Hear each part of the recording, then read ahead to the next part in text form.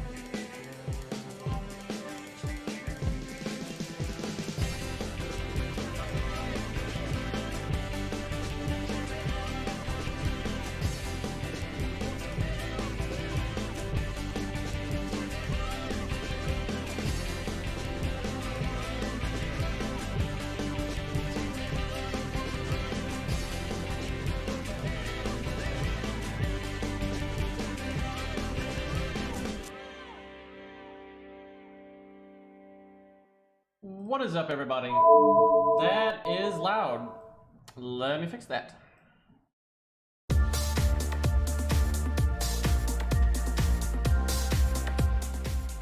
Okay, that's better. Actually, I made it too quiet now.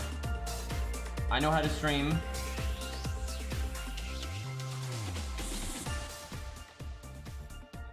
Okay. Anyway, so I was supposed to play off stream and get up to floor 29. I didn't do that because I'm a dumb fuck. I got to floor 25. I was just too busy with this, that, and the other, so I haven't, yeah, not being meta. Whoops. Having played some of my main account though, this event gets fun at floor 60. Like from level 6, floor 60 and on, it seems pretty good. Floor 60 should have been floor 10. Remember in Setsuban, floor 10 was Gorgon, right? It was like, you know, it had break bars, it was a boss fight. Sure, it wasn't like the hardest thing ever, but it was a real thing.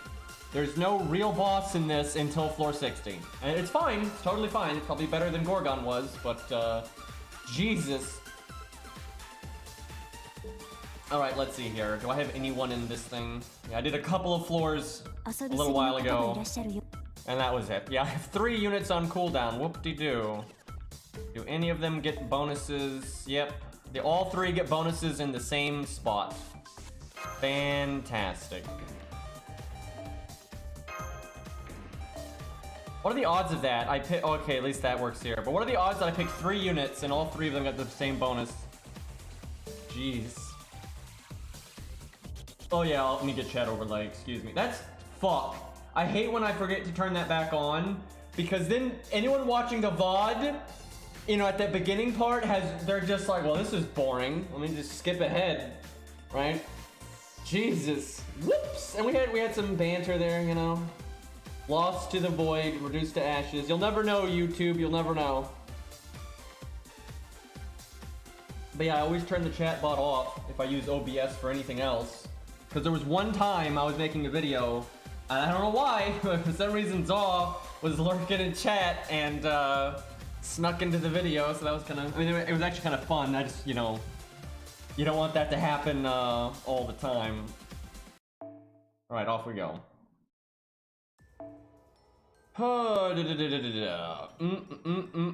Well, caster's like the one thing we have a lot of. I do not think we're going to need Asclepius for anything for a very long time, so if he can beat a stage, might as well.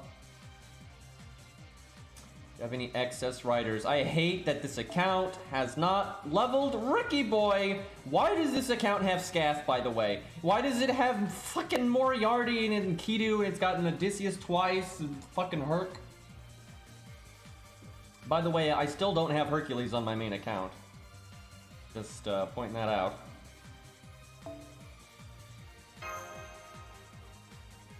chat. So I'm sitting on almost, not quite, but almost 1,400 SQ on my main. If I ever have a reason to use all of it at once, which may not happen, but if I do ever use it all at once, will I get Hercules in that 1,400? Because that would be ideal. No, feels bad. He could be rated up in Lost Belt 6. That's not going to happen, by the way. That is a pipe dream. There's too many things they need to add at once that there's no room for anything like that. It's not like Lost Belt 5, where this Part 2 banner was old servants, right? That's not going to happen. God, that was so disappointing. That was such a bad fucking... Like, Lost Belt 5 is good and everything, but the way they handled all that was just atrocious. Okay, this is a 2-wave one. Look at us getting, like, no cards here.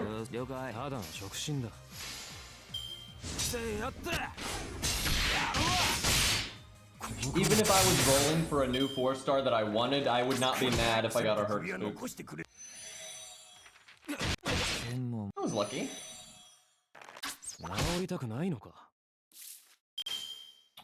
You should do 20k. Who needs buster cards?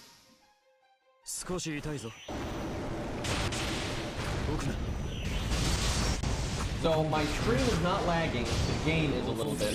I have to check my settings. Why? It really shouldn't be. I'll look into that later.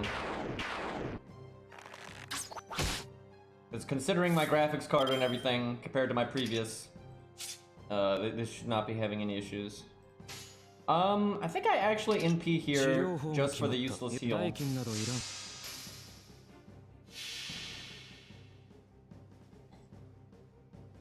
Yeah, some enemies do lag some, and you have like Qingong's art card. Qingong's art card always freaking lags. Nah, it's not just the enemy though, I can see like it's catching on. Something's off. And again, the stream is not lagging, so it's something with my settings. And I haven't had any issues with my like my graphics card outside of this right here. So let me check some real quick.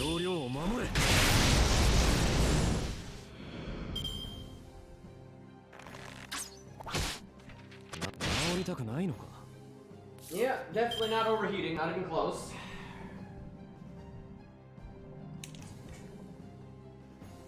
Give me a moment.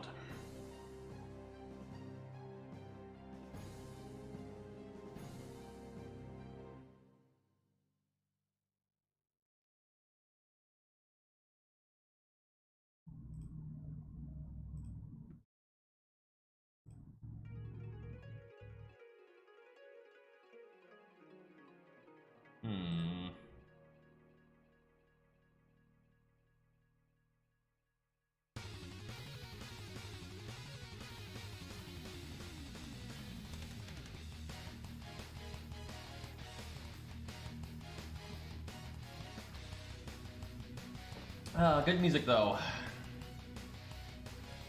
But yeah, kind of sucks. We'll probably have to end today's stream around when we get to the good stuff, I figure. So, we'll just see. Because I figure for this account, by the time it gets to floor 60, I figure it'll be about out of gas, but we'll see.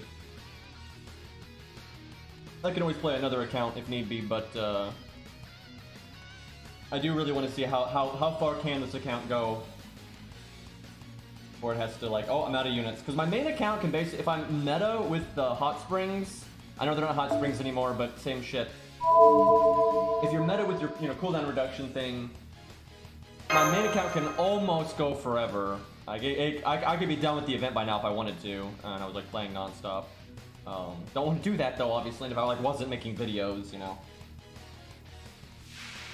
200 floors like normal, but there's really nothing good until floor 60 and on, I would say.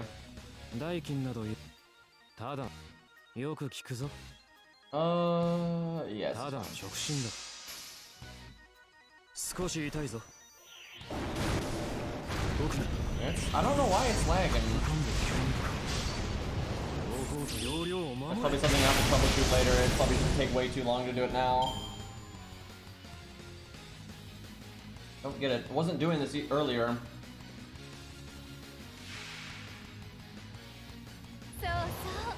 Kind of odd that you have a boss here. Not much of a boss, really, but when it's not a wave 10, but no break bar, nothing minor gimmick. Looks like flat damage up.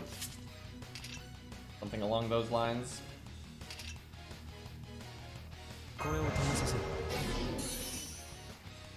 No need to NP here. Shame Asclepius cannot. I'm actually gonna have to work now if I think about it, but it's a shame Asclepius can't give himself guts. So we might actually have a bit of a bad time here. We'll see. Depends on how big that damage up is.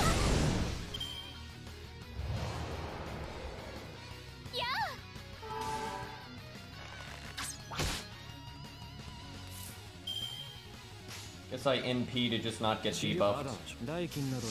None of that charm nonsense. I am really glad though this event gets harder from floor 60 and on. That makes me pretty happy.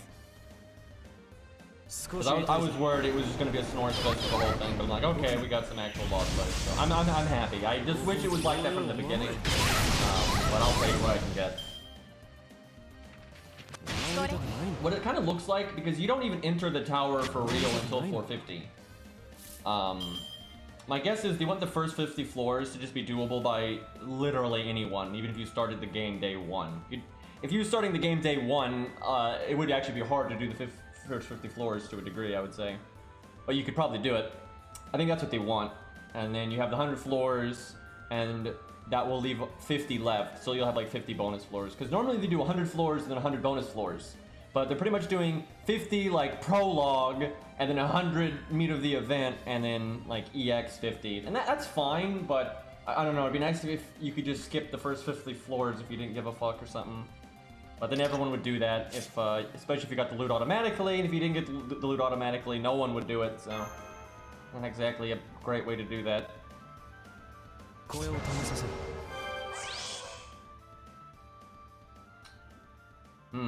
Let's see if I can kill Matahari this turn.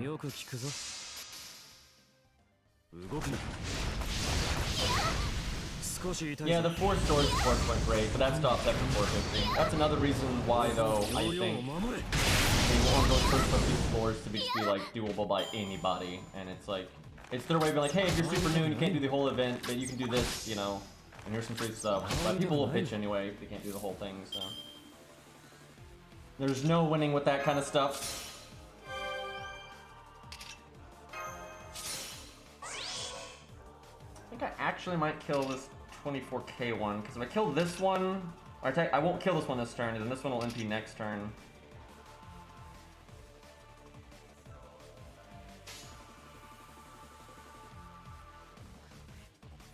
I think you can do 24k. I forgot what I should have done throughout the day while I was doing other things and like editing that video. I should have been rolling FP on this account, because it has enough FP that it'll probably let it break the CE, and it's a 3-star, so totally legit, and definitely help this account as we get further in trigger.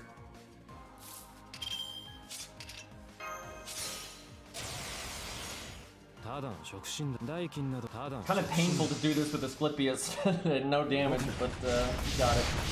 Pretty much a free stage, because again, I wouldn't have used them later. And hand solo the 1.2 million, thank you. But I don't think we ever tried. Initial guess would be no, but I'm not sure. You never. Supports are kind of good there because the dragon's damage output per turn is not very good. He makes up for that for living a long time, but people that can like do a lot of damage mitigation or healing can basically go forever, where like a pure DPS can't do that.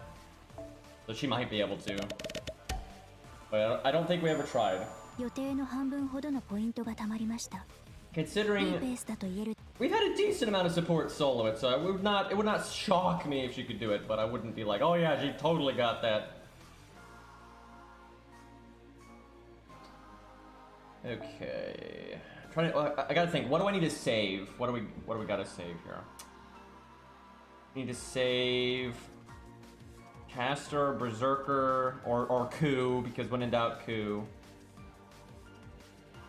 That's about it. Probably just save. There's an Archer stage too, so I'll probably save Coup. I could do these stages right now just to make it harder. I don't think there's any time limit on these though. You can kind of just do them whenever, but they will make it harder to progress if I do them now.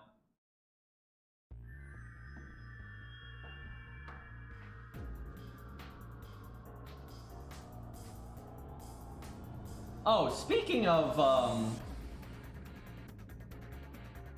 Type Moon, blah blah blah blah. Yeah, they announced another Melty Blood game today.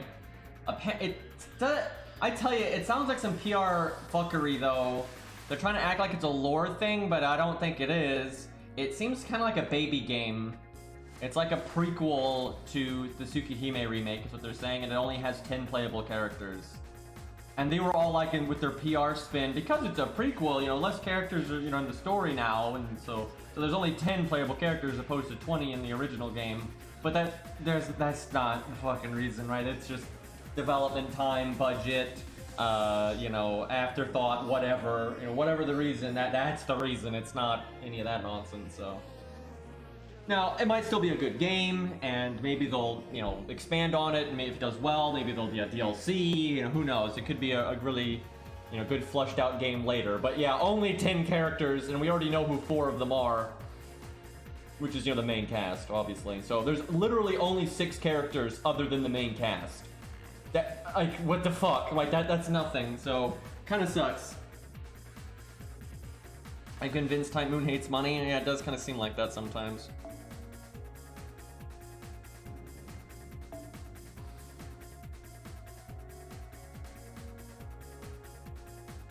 I guess Robin is the one we save in case of emergency.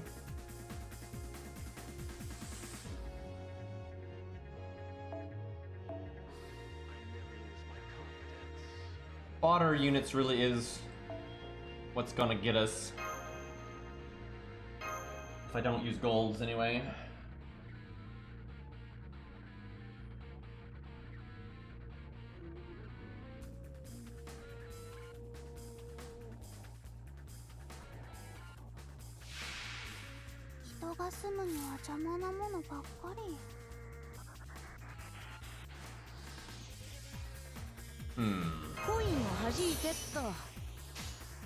Don't know why we have moon cell shit going on, but I'm sure there's some bullshit reason lore-wise. These are the only 3 enemies. Don't worry guys, Kiyohime damage. We're totally fine.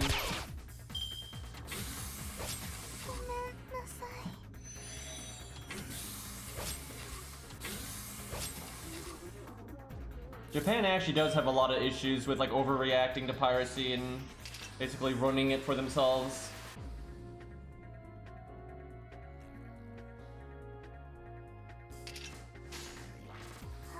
The industry at large can be that way sometimes, and I remember, God, it's not nearly as bad anymore, but do you all remember when DRM was just really rampant and out of control and invasive as fuck, and like publishers were just like scared out of their minds, even though they were making like ungodly amounts of money?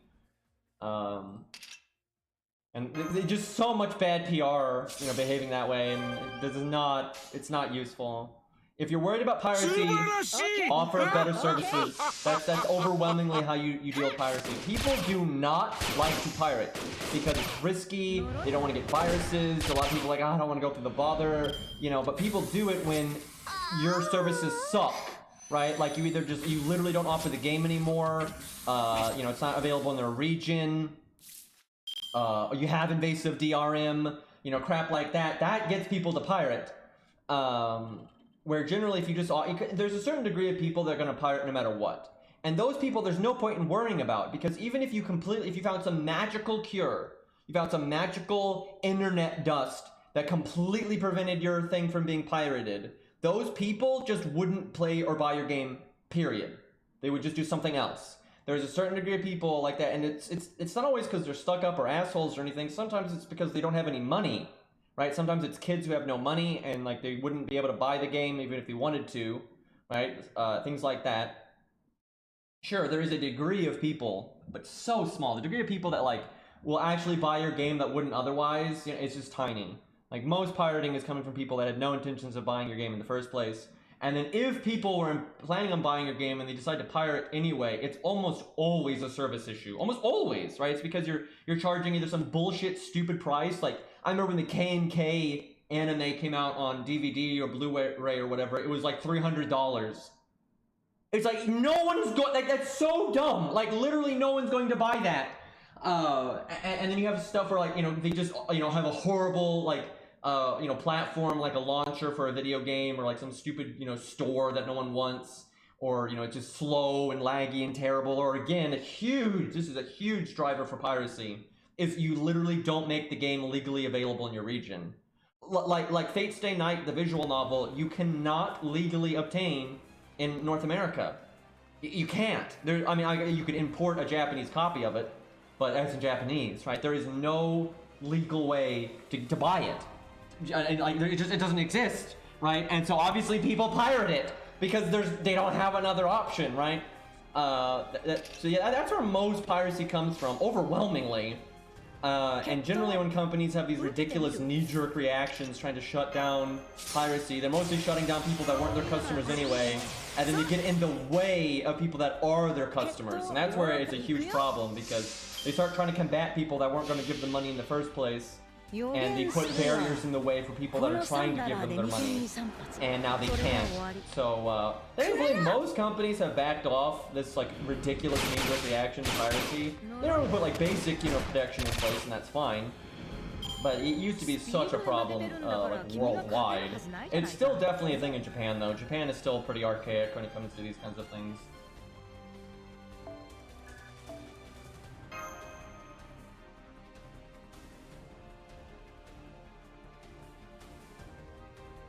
Yeah, you technically can't play FGO in the UK. Thankfully, it's very easy to circumvent that. It takes almost no effort. Like, you can just download, you know, an app like APK Pure. It used to be QApp. I don't know if you can get NA on QApp anymore or not. But there are several, you know, third-party app stores you can use that allow you to download it. And the game's in a readable language for most people in Europe, you know, English, so if you want to play it in a European country, you can. It's just not officially supported because, you know, insanity.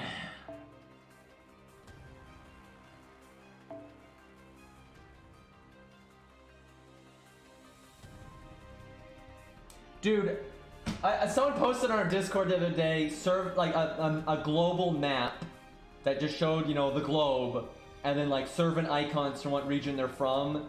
And it is so dumb. Like, most of the world, they don't have a single character from. Like, the overwhelming majority of the globe, they do not have a single character from. And there's almost nothing in North America, you know, one of the, you know, most active places on Earth.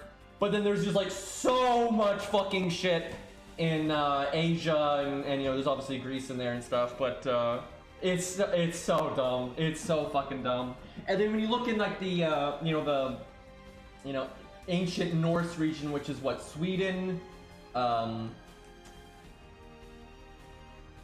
Finland, and what's the other? Norway. I got it, dude. I'm not good at geography. I'm very bad at that. I know we're like, it's weird because I know we're like countries like invaded each other and that kind of shit, but I got it. It's terrible. Anyway, yeah, that region there's like nothing.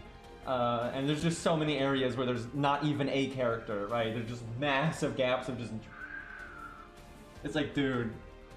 Because, you know, we were talking about that yesterday, about just, like, how bad they are about that kind of stuff. And when I saw it, like, really actualized like that, I'm like, Jesus, how have they not bothered to at least do a few here and there, right?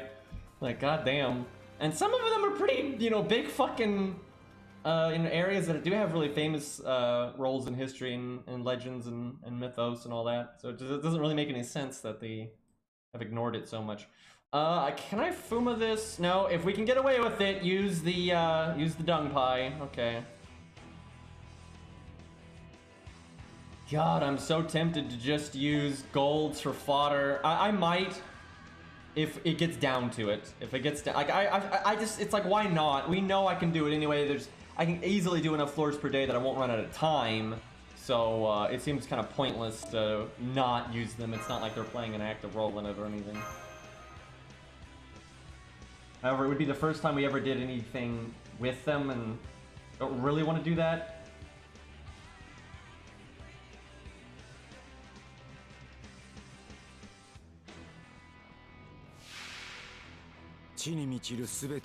Yeah, I see people defending it with Japanese game all the time, and that's bullshit. Now, it would not be bullshit. I have to stress this.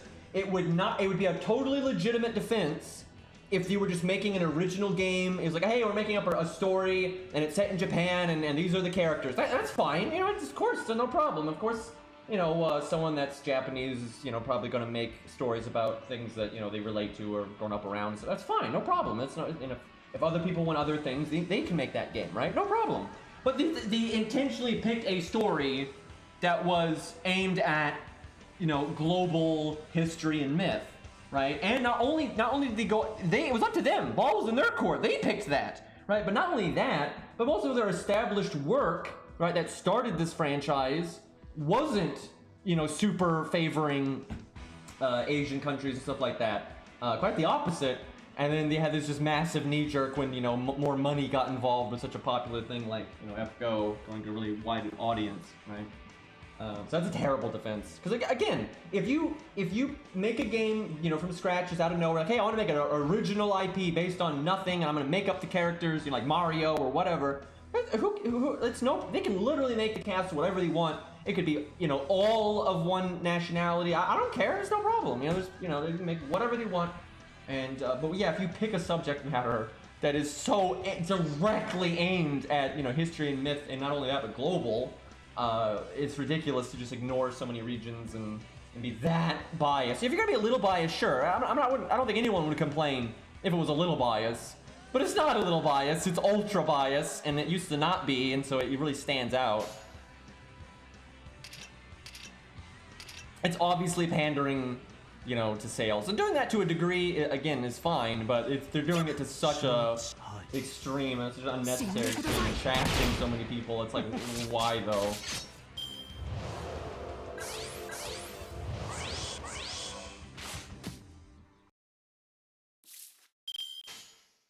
Yeah, I don't know why it's lagging, not dropping any frames, and nothing else is having any issues, so I don't know what the deal is. It just kind of catches every once in a while.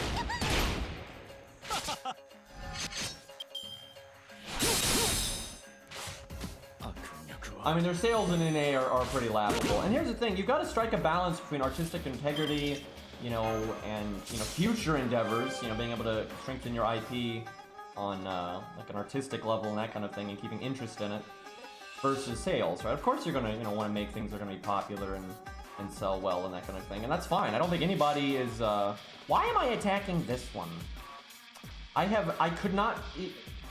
I'm thinking there's two waves, but there's not two waves, so I have absolutely no idea why I've been attacking that one. Well, I'm gonna attack this one in the middle because I'm confident that my NP wouldn't actually do 36k, so I'm gonna hit at least once. That's like way, no, you know, that was a mistake, because we have the damage seed, so it probably would have done 36k. I guess we'll find out in a minute. If they will ever kill my, spotter here.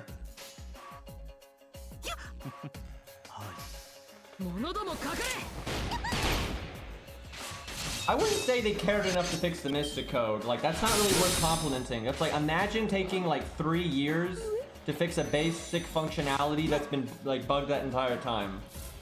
Like 3 years to fix something incredibly simple. Like, I mean, it's kind of absurd, right? Like that, at least they did it, right? It's better than them not doing it at all, but yeah, I don't really give them a pass on that one, just because it took them, taking that long is kind of, that shows where their priorities are, right? Like, not giving a fuck there.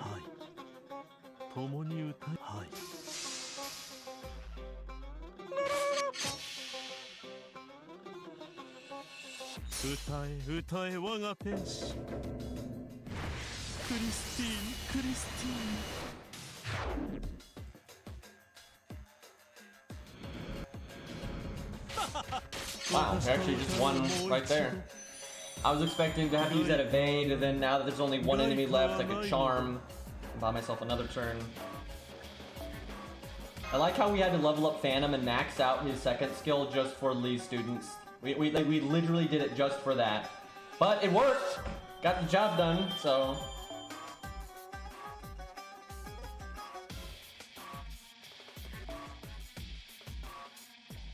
And we will probably never need him again. I mean, he might be a filler unit from time to time, but I don't think we're going to have any active need for him anytime soon. Maybe he'll get buffed again, right? And then it'll be alright. Let's be real, though. He's probably never getting buffed again. You probably think, yeah, at least he's got some utility now. Good enough. I guess we bring Jason, because we didn't level him. Wait, no. No. That's backwards. We want an archer. Excuse me. Oh my god. Moriarty would be the pick. That's so painful, dude. That's just wrong.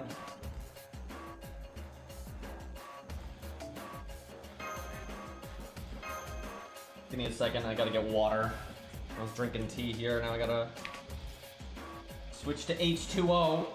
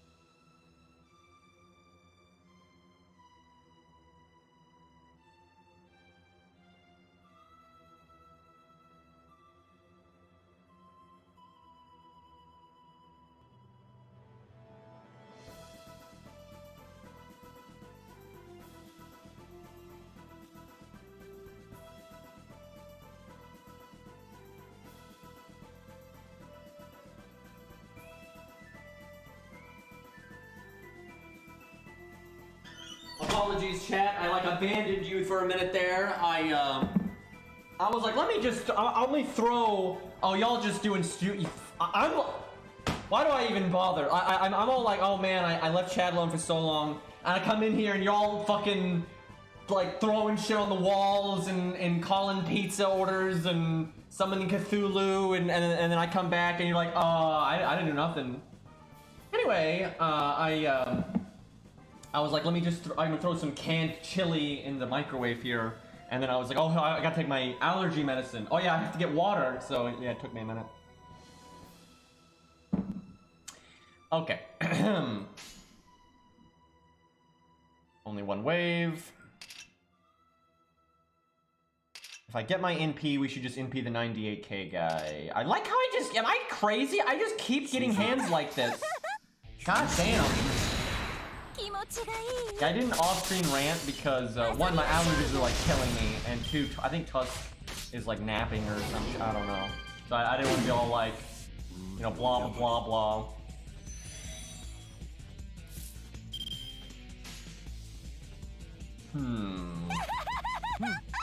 Nice to be on turn 2 and only had 2 cards on my solo unit, and basically no NP game to speak of. That's phenomenal. Speaking of sleep deprivation, I definitely feel better today compared to yesterday. I don't even know why I feel better today, though. I only slept for 6 hours.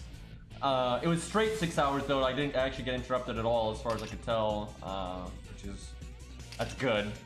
But I was so fucking tired, and then generally I would have expected to sleep more than 6 hours if I was that tired. But I don't feel terrible today. I mean, I definitely can tell I'm not back to normal, like, by any means, but I can read, right? Yesterday I basically couldn't read anything because it was so hard to concentrate.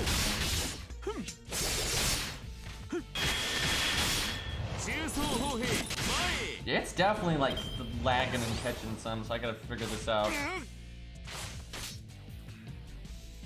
That's like on my end, it's not on the stream, so we've dropped 0.0 frames, so feels good.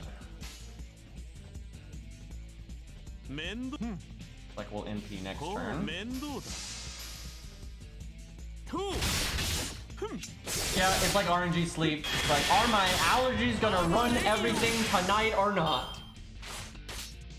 And you know, there's already other things you have to worry about with, you know, sleep anyway. Alright, give me a second, gonna grab my chili. Assuming it's ready.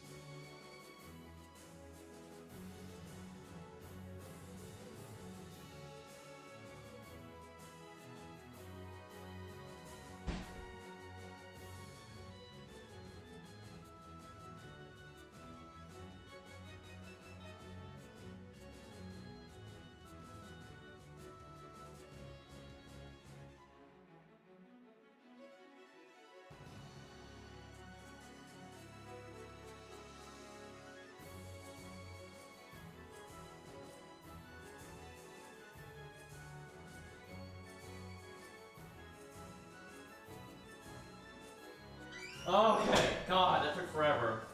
I'm back. I got my water, I got my chili. So, I have seen, this is just nonsense. I was thinking about this while I was getting my food here. I've seen this plenty, where people defend their servant choices in FGO and such. And I've seen this a lot. People are like, well, what else is there? And I'm like, are you fucking kidding me? Right? And then they're like, you know, oh my God, they're just following the lore, right? They're following the criteria for what can be a servant. And then you remember that sentence, and then look at that map, that fucking map showing like what regions the servants are coming from, right? That they've picked. It's like, yep, that, yeah, totally, clearly, guys, legit world history and mythos and everything. That's like, no, like you have the majority of the globe untouched, and then like look at the stuff that they do focus on heavily. Look on like the Japanese servants, and then like some of the Camelot ones and things like that. And you know they put in, you know, major characters, but they're side characters, right? They're side characters that are certainly part of the stories and myths and stuff, but they're side characters, you know, big time. And then you look at stuff like Siegfried or Beowulf and all their surrounding cast, and ain't none of that shit getting touched. You know, meanwhile we got, you know, all kinds of, you know, niche bullshit, and fucking Say, for God's sake, Say gets to be in, but you know, literally no supporting cast for like a million, you know, all these other things, right? It's nonsense, right? Yeah, we have Billy the Kid, but not George Washington. That's the thing. I mean, I prefer Billy the Kid, but I'm just saying.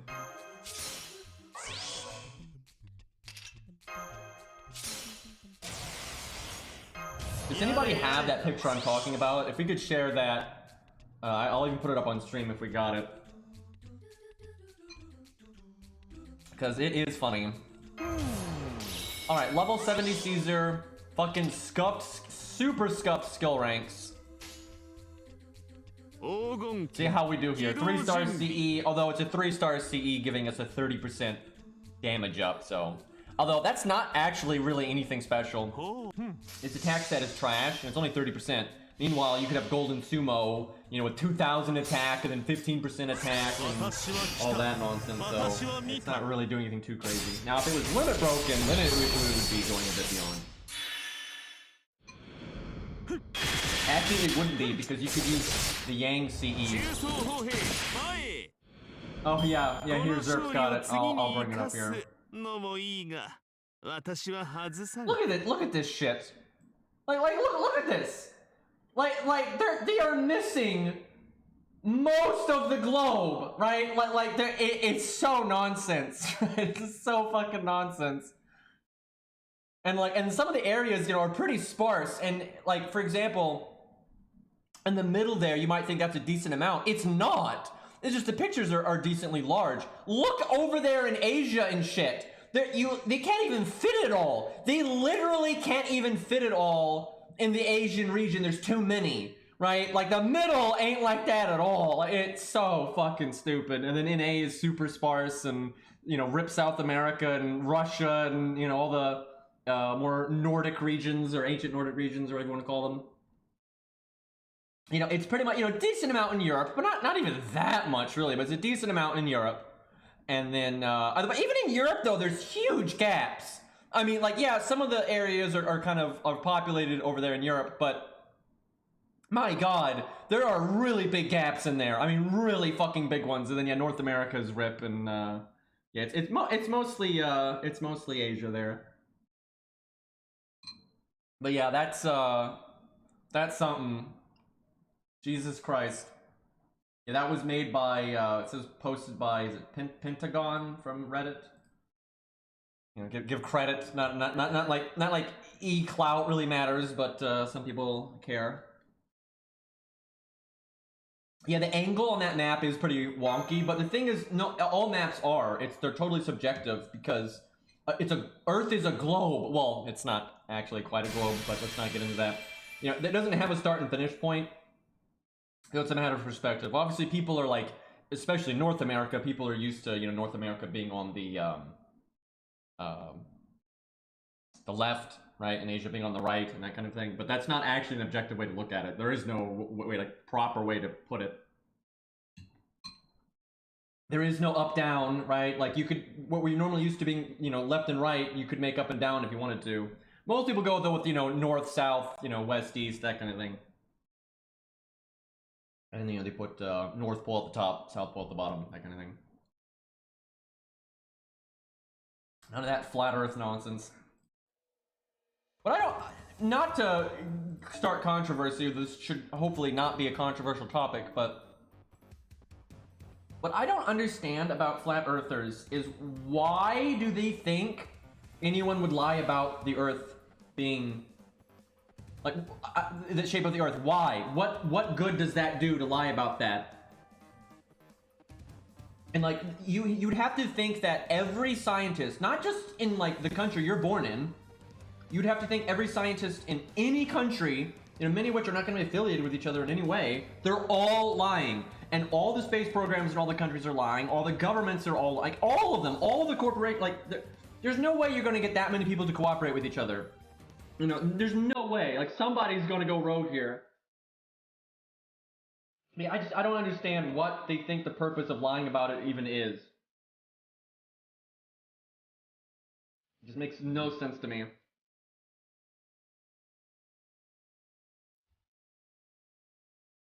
It's like so monkey brain, right? It's like the reasons, you know, in the ancient world, we believed the Earth was flat because when you look at it from a very dumbass, you know, shallow perspective, it's like, oh yeah, it makes sense that you think it would flat when you see what you see. But when you actually, you know, put some fucking effort into it, it's not even hard. Like, it's weird. It's not hard to see the curvature of the Earth, right? Like, why do you, like, you can do it in a stream. You can do it in a fucking stream or a river. And easily on the ocean and that kind of thing. It's like, why do you think ships disappear, you know, mast last, right? Like, why do you think that happens? Like, Jesus. Anyway. It was all Columbus's fault, you know, that evil bastard. Look at that smile. You know he's up to something.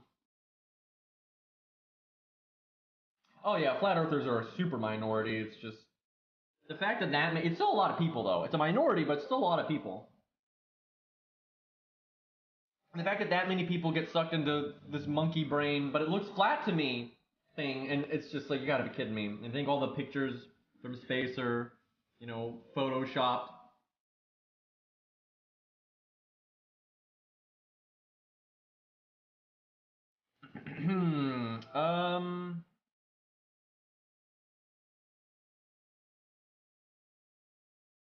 So there's like no sabers for budget really. There's so few of them. Pretty much Jason, and that's it. All right, go get him, Dear Mid. Excuse me, Dear Mud. That's the good nickname. The humans were not ready for the internet. We're too dumb. We're not there yet.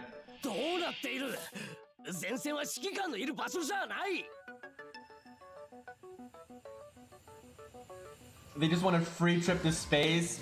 Yeah, one of these days. The thing is, you know, if you don't take like every step possible, they're gonna say, you know, it was a hoax, right? Like an elaborate prank to make them think they were going to space and to think that they were seeing it, right? I'm sure some of them, not every flat earther is that stupid, but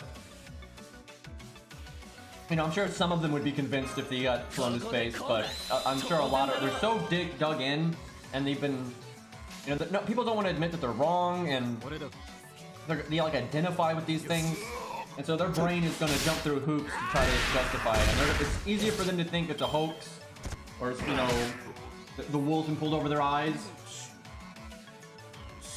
than to actually be like, oh yeah, no, this thing I've been building my life around this whole time is actually wrong. And what I always try to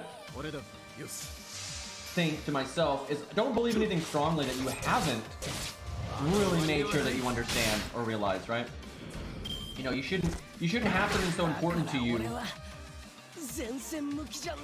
that you've built your life around that isn't scientifically sound, right?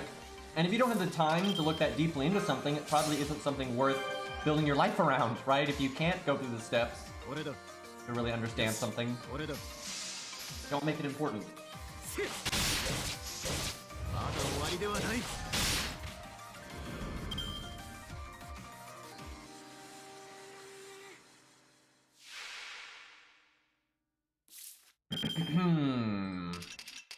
This is 2-wave 1. No problem, we got this. Kind of worried these guys have sure hit when they NP. I know the boss sure hits just randomly, but we're gonna kill him. I might as well use this because I can always use the Mystic Code one. Actually, nope, should have saved that one because it had defense up. I'm monkey brained.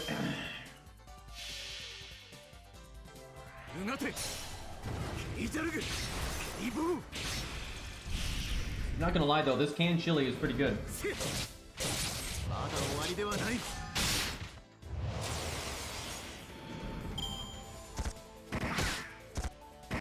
Okay, it's fine. Jermid is reckoning. Look at him making 29 stars. I mean, granted, our Sturgeon up skill is rank 1, but I mean, his hit count is so low, it barely makes a difference. I'm pretty sure if it's maxed or near max, he'd probably make like 31 or so. 30 to 31. Maybe 32. Oh man. Like if you get some crit or overkill, you know, maybe you get to 32. Although I will say, if you use command codes for Star Bomb, you could probably get him to, you know, 40-ish. If you have rank 10 Sturgeon up, double Star Bomb, you could probably get to 40-ish. Hell, maybe even slightly over 40 if you get lucky. Though he's a bit ahead of Protoku.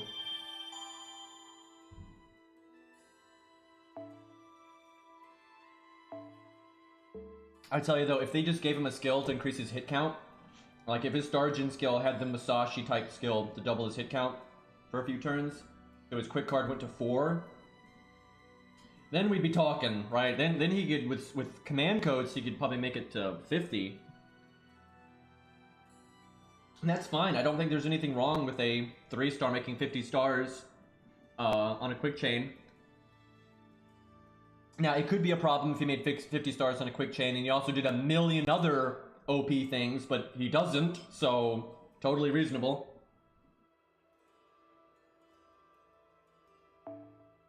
Alright, this is another one where you gotta use the preset units. God, the music!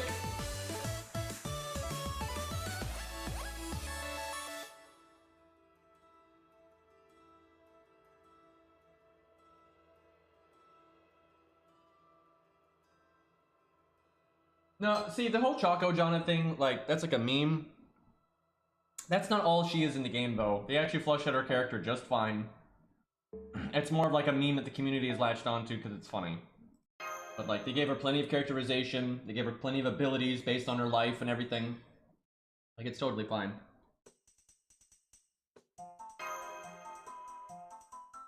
Like, honestly, they did, I think, a decent job with her. She's not, like, the best servant they've ever made. But she's not just a meme. Oh yeah, the maid. I'm assuming those turn into like the evil dolls.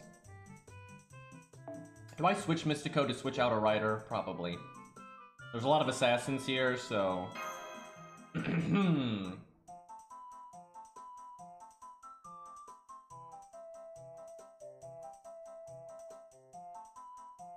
How powerful would a command code be that gave cards a permanent base crit chance by like 10% or something?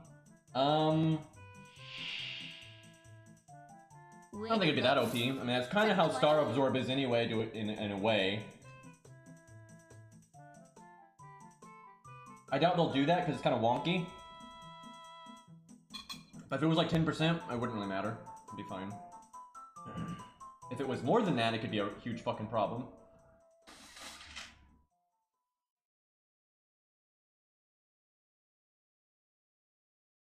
How expensive are we talking, Beastly? If I'm switching her out, I might as well buff. But we're mostly fighting assassins, I think, so Vodka's not so good here.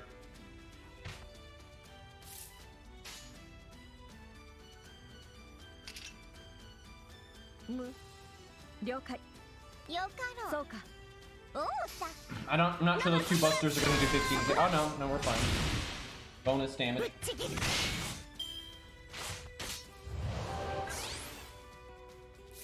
Galatea is fine. I don't mind her. You know, she's based on a statue, so the whole mecha thing makes more sense than normal. I don't like super hyper or anything, but I don't hate her. I think her Ascension stages were done pretty badly, though. There's like no variety.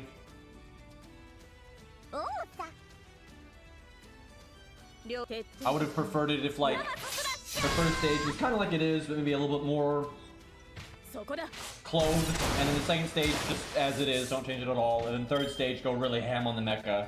I think that would have been giving people good variety and options. But I mean, gameplay-wise, she's good. She works very well with Castor Artoria and Tam and all that kind of thing. Her design and character is reasonable for what she's based on. Seems like the player base, though, is kind of lukewarm about her. But I'm not rolling for her or anything, like, by no means. But I think her gameplay actually looks kind of awesome, though. I'm not gonna lie. I think her gameplay looks really fun, and not because of the Castor Artoria stuff. That looks boring as fuck. But that kind of stuff is always boring as fuck.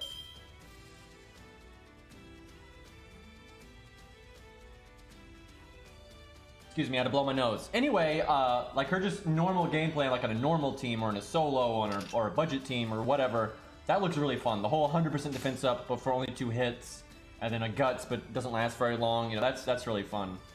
And just good abilities. So yeah, gameplay-wise, I actually think if I got spooked fire randomly down the road, I'd be like, cool. You know, why not? I'll mess around with that eventually. But yeah, I'm not rolling. No way. You know, I only saw her NP one time. It's very blue off memory, but yeah, I haven't really looked at it that carefully. So. But I'm gonna be right back. I need to put my bowl away and all that. Kind of hygiene and all that. None of that gamer room nonsense.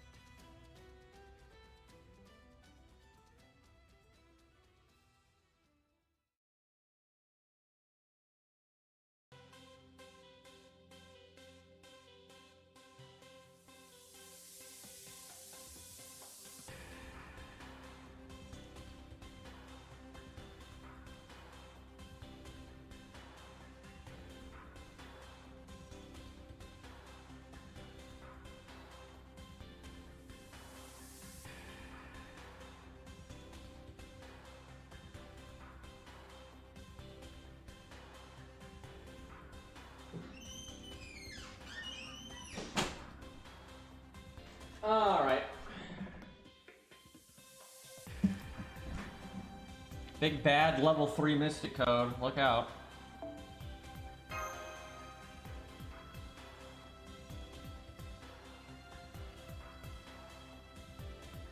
Why are we talking about heart attack? What?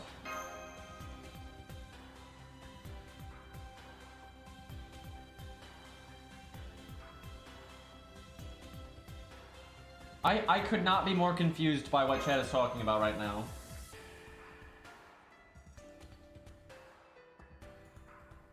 Oh yeah, I've heard about that place where if you're incredibly overweight, your meal is free. Yeah, I don't care for that because that's literally encouraging not just being overweight, but obesity. Big difference. And yeah, that's not great. Yeah, someone's literally died from a heart attack in that place, so big fucking surprise.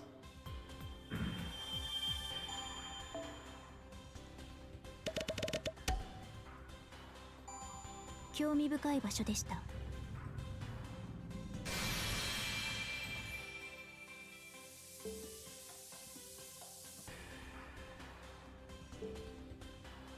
Okay. Assassin. Clown Boy, maybe? It's not super hard. Like, I haven't done all of his... No, have I done his buff? Got his buffed in P, okay. I almost autopilot clicked a gold unit there.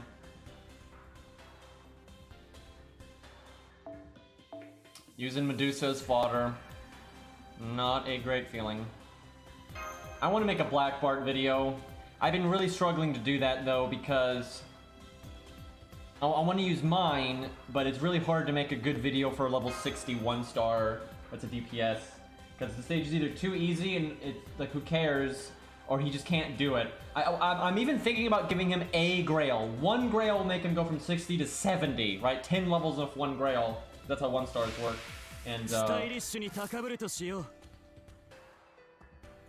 I really do want a video for him at some point because the animations are so cool. I like his character and his voice actor, and he's based off the history pretty well, right? It's nice to see. So.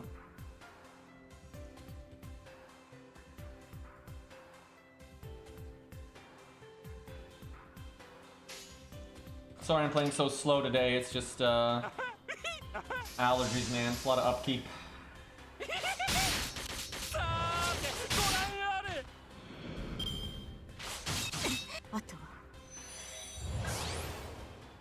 And here's the thing, people are free to do what they want, right? That's kind of how I'm a very live and let live kind of person. If you're not forcing things on people, and if people get manipulated, that's on them ultimately. Now that doesn't mean it should be legal though to scam people and lie. Of course not. That's different.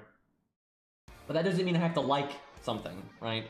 I'm very much, like I said, live and let live. But that doesn't mean if someone chooses to behave in a certain way that I think is offensive or dumb or unhealthy or whatever, I'm not gonna be like okay with it, right? So like a business operating that way, it's one thing if it's legal or not, it's another thing if I like it, right?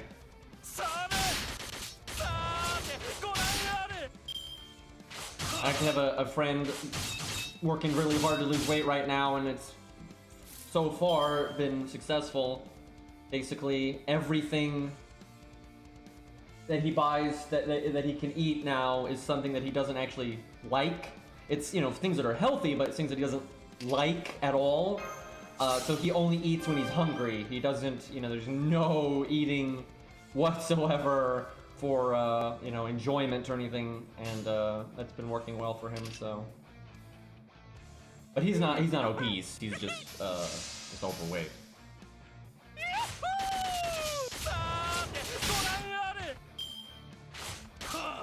And it's a complicated issue these days, though, I think, because I really stand by this. I'm not trying to be like, overly goody two shoe, but it's like it's not good to shame people or hate someone because of their weight. That's dumb, right?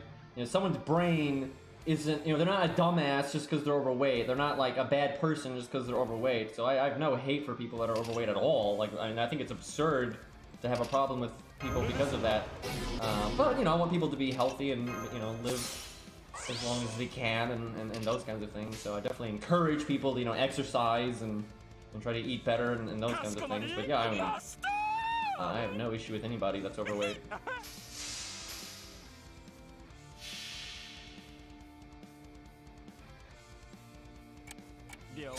I love pretty much all food. Yeah, different people are, different approaches. You have to, I think, take a very customized approach. For me, I have the opposite problem of a lot of people, right? Especially in North America, being overweight is pretty common here. But I'm not like that, I'm very skinny, and I have... First off, a lot of people have a fast metabolism, but I have a just super crazy, stupid fast metabolism, and basically it would be impossible for me to be overweight and then let alone keep it that way. But I struggle to eat enough sometimes. I don't have much of an appetite often. I also lost a decent amount of taste in my mouth a while ago from a surgery, and I've just never been one to like eat a lot, right? Even though I actually need to eat more than most people by quite a bit. And as such, I ended up, I kind of force myself to eat quite a lot sometimes, but it's kind of a back and forth thing. So it's always been a struggle for me to eat enough. Where most people have the opposite problem.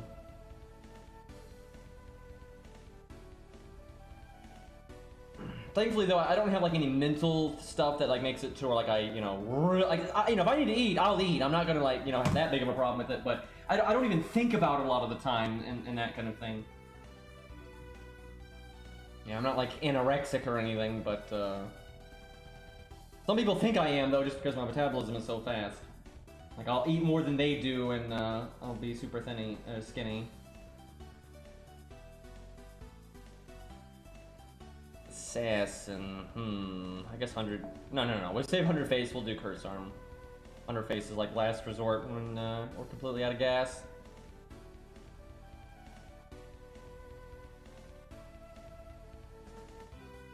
Really are getting low on fodder here, though.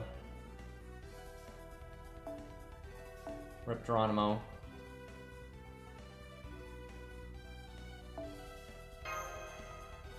Dude, I really enjoyed that curse arm video I made today, though. There's a lot of little, like, subtle stuff going on. Even with the first wave, with just being meta with how to play, I had to actually be quite meta to solo that.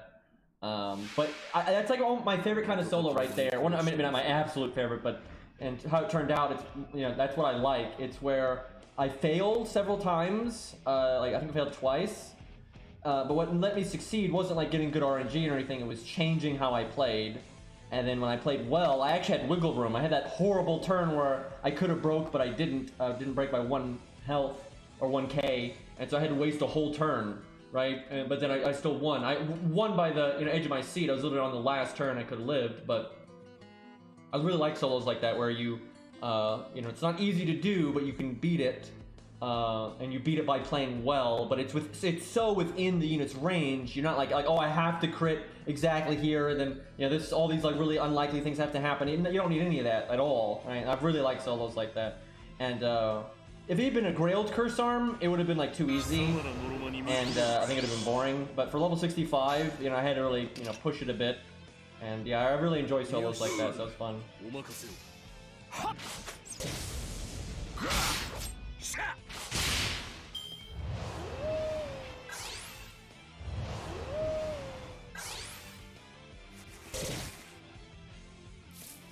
I mean, most of losing weight comes down to the amount that you eat, not what you eat.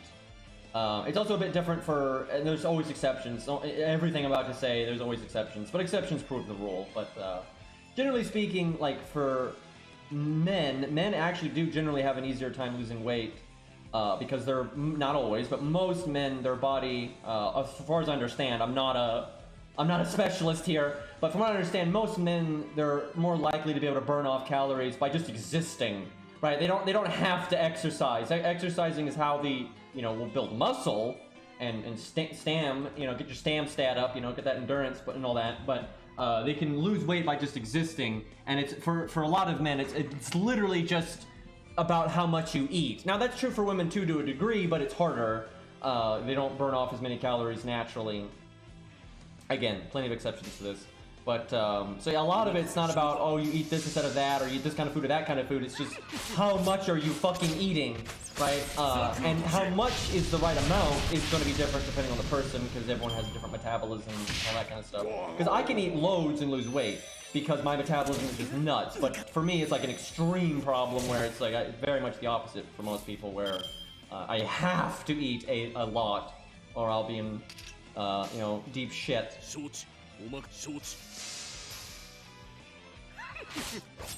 Yeah, exercise for guys does not even make them lose that much weight.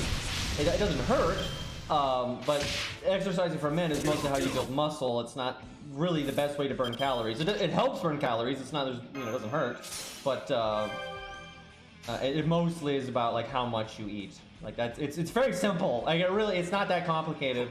And there are certain giant no-nos though, like soda, sugary drinks like that. Those are extra bad for gaining weight and bad for losing weight. Now there are very key things that it's very good to avoid. Soda is seriously one of the soft drinks. That's one of the biggest ones, honestly. So if you avoid the crazy bad stuff, it normally is just about proportions.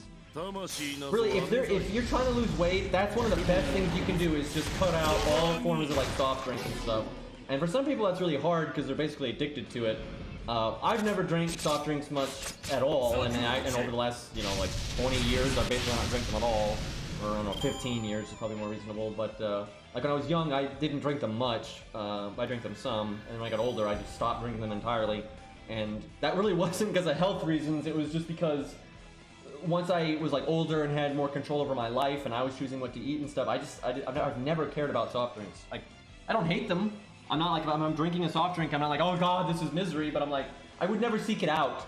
You know, I'm happy enough just drinking water or, you know, orange juice or, you know, tea or whatever. I've never, I guess I'm lucky like that though, because I know it's a real struggle for a lot of people where they know soft drinks are really bad for them, but it's very difficult for them to get off of it. But it's worth it. I tell you, if there is something you want to change to, you know, improve your health and your weight especially, soft drinks is definitely the thing to axe. Look, I eat broccoli because it's just easy to eat, and it tastes good, and it's green, and it happens to be healthy for you, right? I guess that's the main boon there. And it's not that expensive either. Like it's not gonna break your bank, so although that might depend on where you live. Alright, what's our best option for Berserker? It's either Berserker or something there it is. If I can pull this off, which we might not be able to, but if I wish I was Bond 10. But if I can pull this off, this is good value because he's not going to get value anywhere else. Like it's here or never, really. So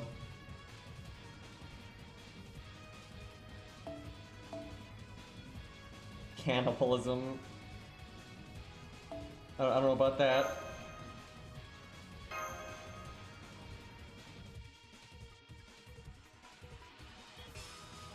That's another thing. When I'm thirsty or dehydrated, most other drinks don't get the job done, right? So the main reason I drink is to stay hydrated. That's overwhelmingly why I drink. I don't really care to drink for pleasure. So water is the one that does the best job. So like I felt this way my entire life. Even when I was a kid, I noticed this, and it's always been something I've like thought about. Now maybe some of this is in my head, but like milk does such a terrible job of hydrating to me. If I'm thirsty, if I feel thirsty, right, and I drink milk, I feel like it doesn't change anything. So because of that, I basically never drink milk just like straight, like ever, because I'm like, yeah, it doesn't get the job done. And yeah, so it's so much water for me. I drink water constantly, pretty much. Even more so now because I stream, and so I talk a lot, right? A lot of blah, blah, blah, blah. This is not the kind of hand I was looking for. So I'd feel a lot more confident if our Umbra was Bond 10 and we had that guts.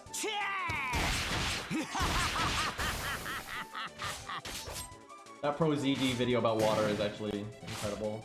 That guy has such a knack for skits, right? Just skits. Like, he really has a knack for it. Like, it's crazy the amount of, like, topical and just, you know, the variety and the amount of, like, really funny skits that guy's made.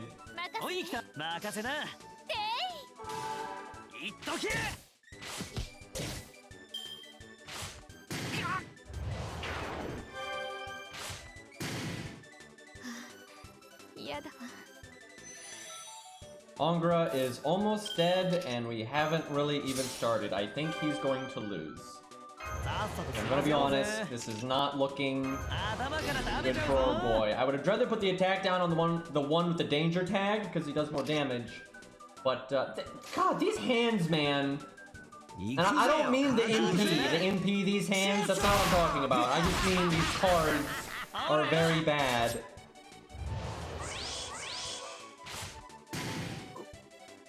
I'm sure your Angra would win. I think my main account's Angra would win, and this one might, but I don't know. It's not looking good. I should have cast that a little sooner. Yeah, I think we're dead. He's too weak, man. We're probably gonna have to bust out Uchi, actually. Got some big guns here. If we had gotten really good hands, we could have killed that guy that turn, and there it is. We could have maybe won that. It would take a good bit of luck. We should probably use someone else. The thing is, like I said, if we don't use Angra here, I don't think we're going to use Angra at all, other than just as a filler unit. Have I stalled so? I have stalled so much on this stream that these units are back. That is skill, man. That is. Who do we slap in here? I guess Caesar's pretty useful to us. Billy's super useful.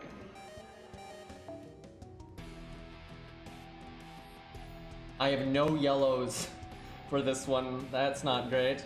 How did that happen? Who's the best in here? None of these are great. Most of these are fodders. This is the only non-fodder. So then this can be anything, and it's not gonna matter, so... I should probably, you know, see if a unit I'm about to use goes yellow in there. I guess we'll Ushi. I tell you, man, Ushi, Ku, and Babbage are just such top picks now. Like when you're favoring those units for when you have to be at neutral, when you're fighting berserkers, or when you're counterclassing, it's like so much easier than everything else. I'm only saving Ku because you know, we got the mixed stage coming up, and then the archer stage. So that's why I'm picking Ushi over him. But yeah, Ushi is so fucking good, man, and so is Babbage. Like, she is a super safe pick for this.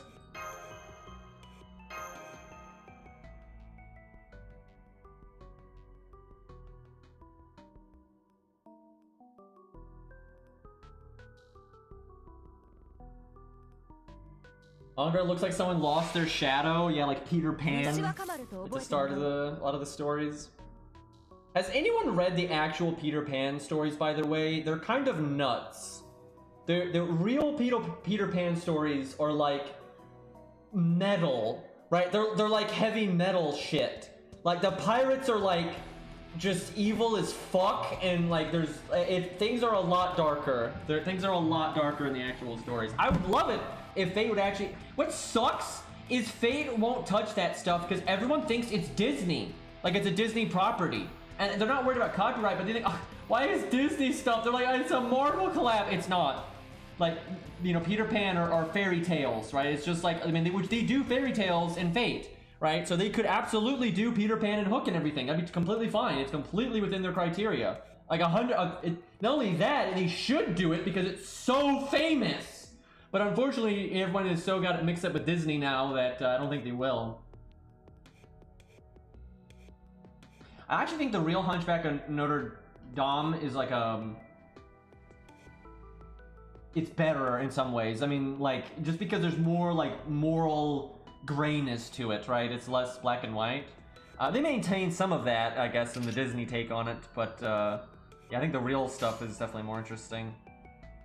If I'm going to get my NP, I should not kill the danger one. I guess we'll kill one of the... I worry about killing one of these and giving the danger guy 2 actions per turn.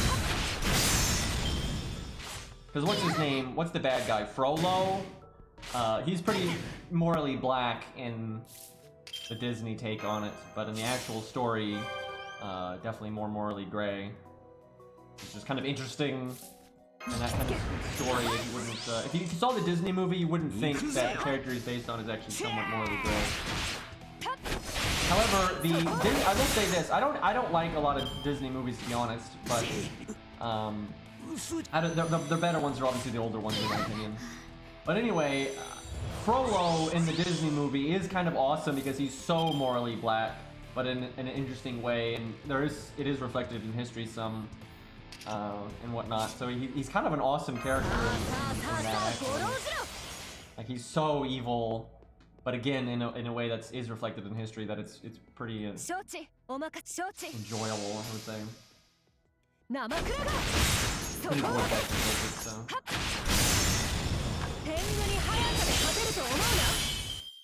Okay, we should be fine because we're just like guaranteed to not die here. These guys can shred us though. With that danger guy attacking twice with an attack up and everything, they can shred us so fast, but we're guaranteed to get down.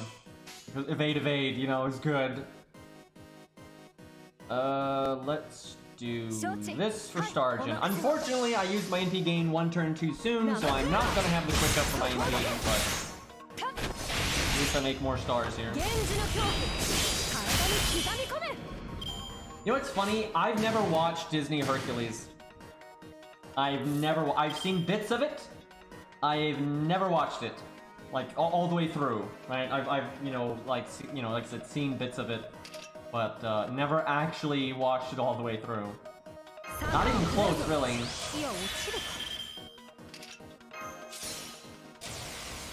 I don't really know why. I guess it never. When I was young, I just never watched it, right? And I think, oh my god! So this will tell you how nuts my. Now I have to be clear. My mother is not like this anymore. She's changed so much as a person. She's a really good person now. But she was in like a religious cult when we were young, and she was just very overzealous with religion and everything.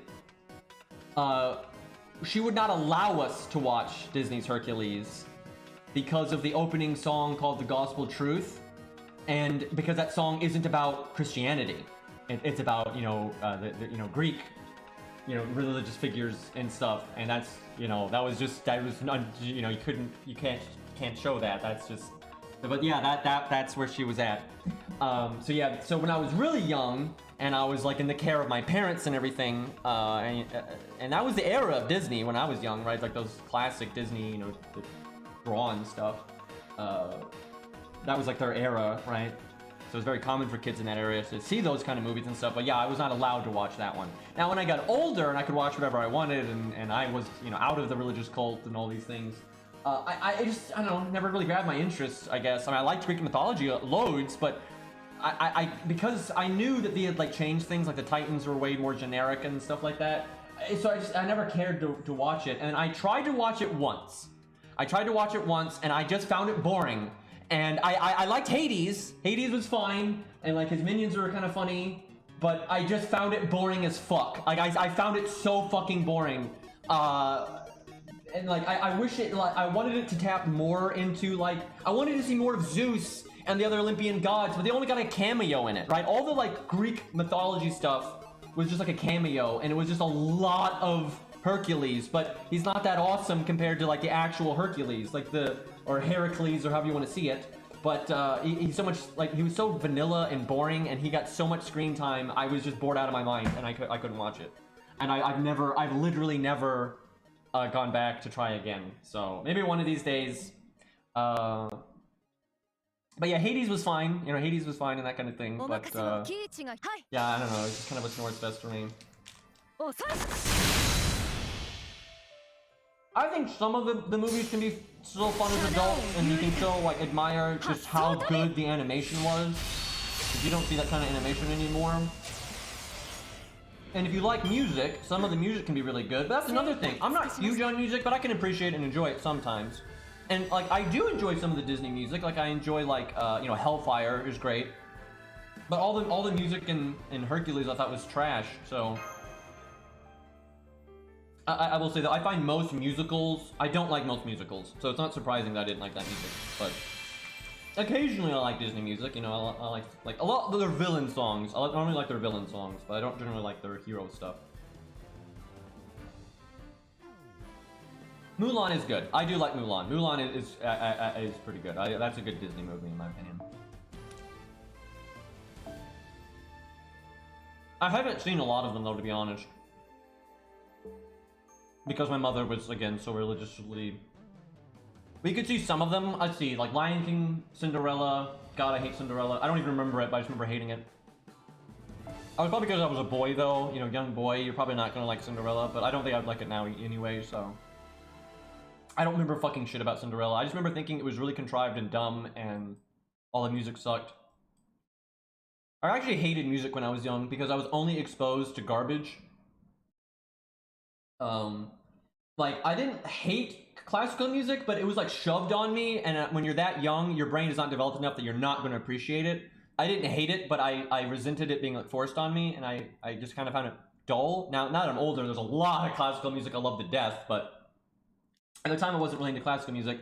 And then most Disney music and like musical, I don't like most musicals, right? I really just don't. I don't like a lot of lyrical stuff, period.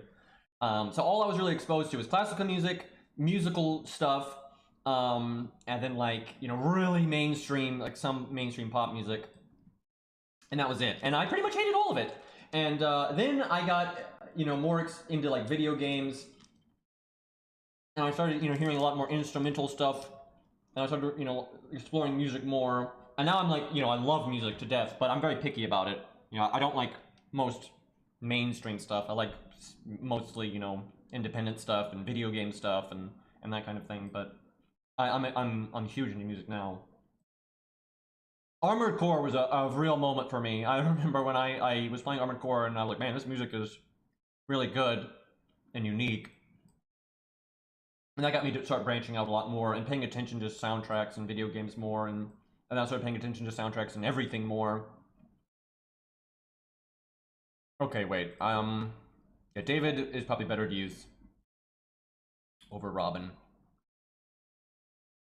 Because if you have to do one of these at neutral, I think Robin's alright.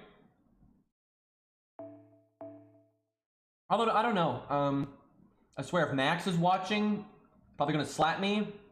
And maybe rightfully so, because I think I am kind of underestimating how good David is. Especially that he's been buffed. My god, I probably am wrong, actually. David probably is better at neutral at this point, with his buffed NP and everything. And look at those skill ranks, too. I'm committed, though, so we're going with it.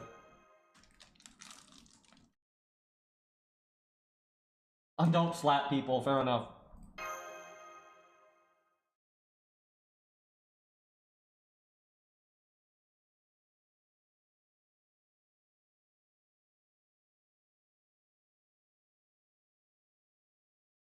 Because I've tested David a lot, but I'm not gonna lie, I actually have not tested him a lot. I've used him plenty, but I haven't tested him, there's a difference. I have not tested him since his buff. So most of my references I'm thinking of aren't really applicable anymore. And he lives long enough to NP multiple times generally. So he can apply that upgraded NP damage at least twice. So I mean his survivability is quite something.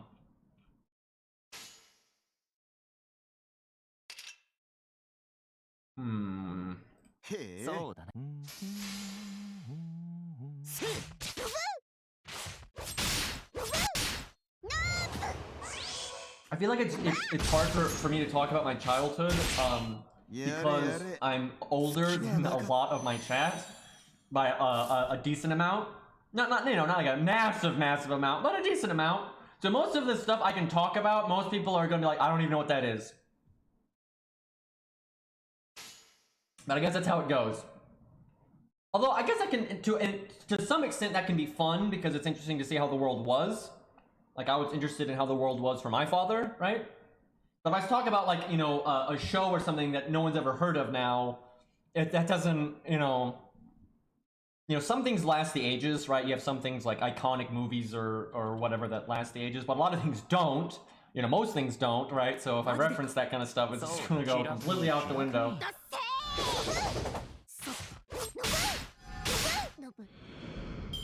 Well, I'm not thinking of anything specific, I'm just saying in general. There are a few people in my chat, though, that are, you know, around my age, and there are a few people that are older than me. There's some people here that can, you know, one-up me and start referencing stuff that I'm like, I don't know what that is, right? So that's kind of a fun thing. I wonder what I'm going to be like if I make it to, like, you know, 50. And hopefully I'll still be streaming. I'll do my best. I do not get stressed out by streaming at all, by the way. You know, I act like a maniac on stream, but I don't lose any sleep over streaming, right? It's something that I enjoy, and I very much have enjoyed, you know, meeting people and seeing what they like and stuff. So I'm happy to just keep doing it over the years if I can. If the, you know, demand is there, I'm keen, right? So I'm curious what I'll be like though when I'm at that age, right? Because I've watched some streamers that are, you know, really up there, and it's actually I love it. I love talking to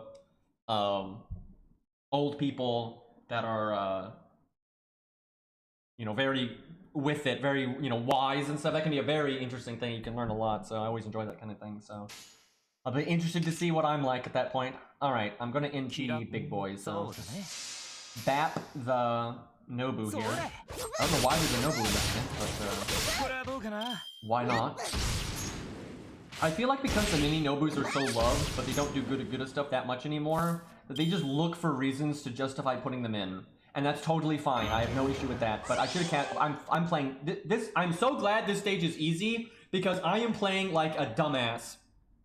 I am not clicking things the way I should. I should have cast Charisma last turn. I might have killed that guy. I should have cast the Evade before I cast the Defense up. So many things, but thankfully this stage is easy enough that it should not matter. But yeah, this is not optimal David gameplay right here. I'm doing the Buster first because I'm not sure we're going to kill it. We probably will though. It's got a defense down. Anyway, I want to make sure the NP does kill it, and that way I can target switch to the Nobu. Because I figure one card and the extra is enough.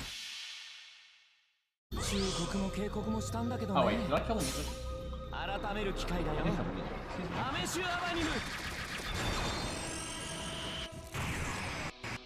Armored Core music in here. Armored Core 5 though, that's probably the least hyped soundtrack out of all Armored Core. And I don't, not Verdict Day. Verdict Day's got a pretty damn good soundtrack actually. Actually it's very, very good. But regular vanilla Armored Core 5, probably the least hyped Armored Core soundtrack, and rightfully so. It's just not that great.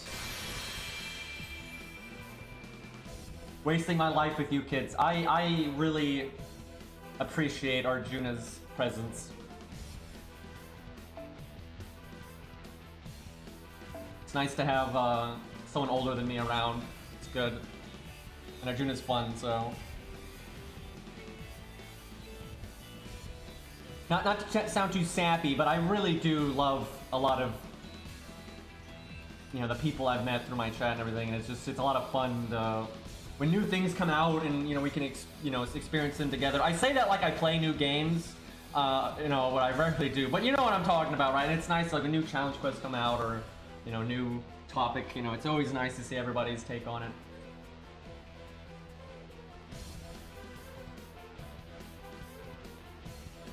What do we got here? Getting down to the water. See, now this is where Ushi would be really applicable, but we gotta get through those berserkers. We can use Lubu. We can use let's go George. Here we go. Oh, never mind. I forgot. Alex is back. We'll save George. We'll for another one. Unless we want to save Alex and use George now. Nah. Taunt walls are good to keep on hand.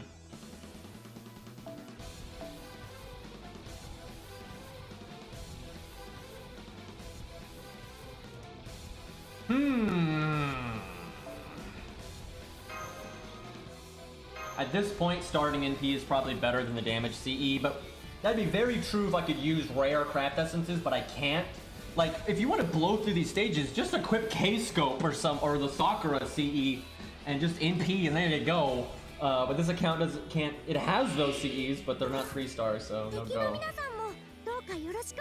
Not as good though when you have double waves, but even with double waves, if you're doing this like without restrictions, these you can get through with normal cards really fast and then just NP and you're good. So that's like the way to go.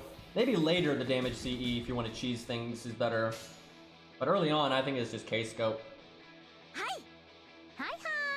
Wow. Both servants saying the same thing. I've had it where like all 3 servants say the same thing. And they're different people obviously.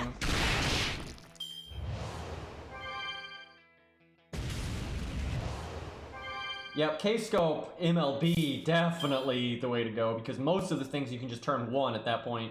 And even if something barely survives, it won't take much effort to get through it. And if it's 2 waves, again, you just normal card down the stuff, and then you NP. Or you bring 2 servants. Like, I could easily bring 2 servants per floor if I wanted to on my main. I couldn't do that on this account, but dude, my main, I just have so much shit leveled that if I'm optimally using the cooldown reduction thing and everything, I could already beat this event. Like, definitely.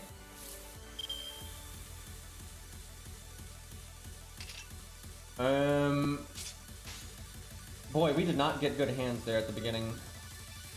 We didn't even kill 1 mob.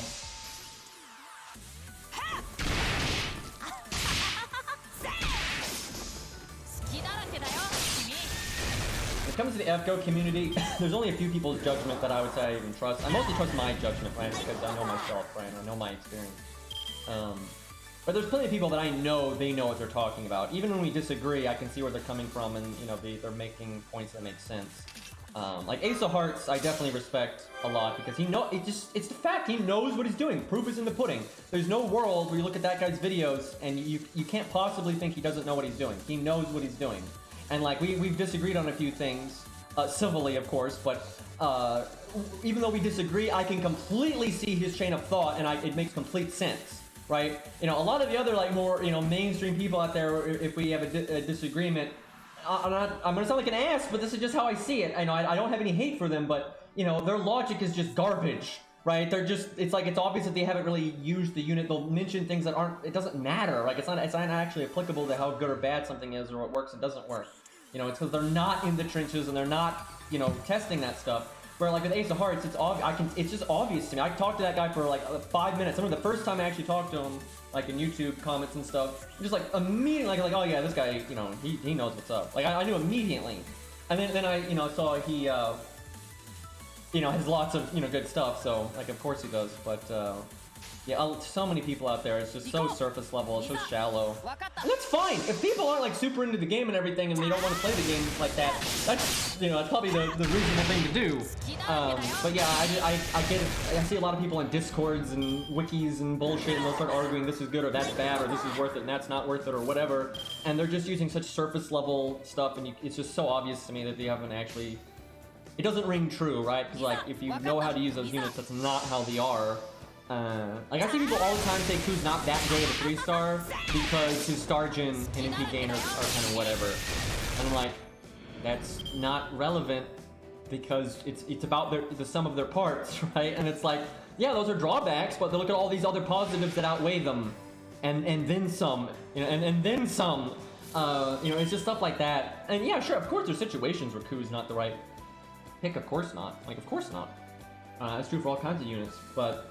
Yeah, there's a lot of times where you see people say, this is good, or this is bad, and they just pick some arbitrary nonsense. That's like, that doesn't mean shit. Oh, hi, Hans. 80% this, by the way. Looks like his gimmick is just getting a lot of MP per turn, I would imagine, but that's pretty unimpactful if you don't have enough health for that to matter. And Hans's MP is really good on our side, but it's really bad on their side. I guess the defense up is good, but the heal is so tiny for the enemy.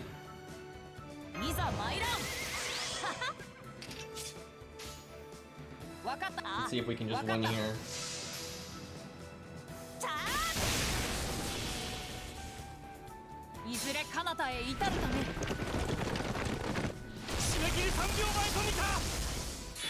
I mean, I ignore loads of that stuff. I mean, my god, a lot of times when I look at like the wiki or the Reddit or whatever, I don't respond to shit. I just see people spewing nonsense and I'm like, oh god.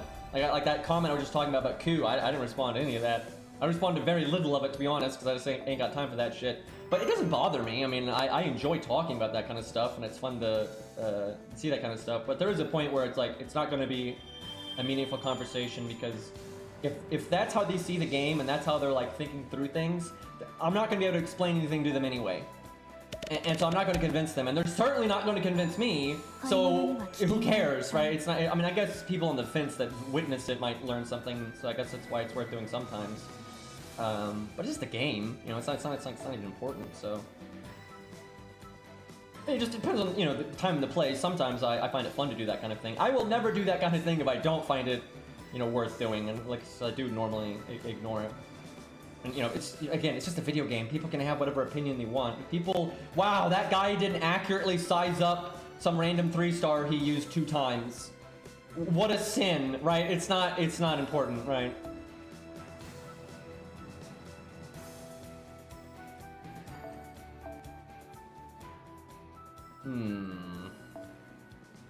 Big fodders now.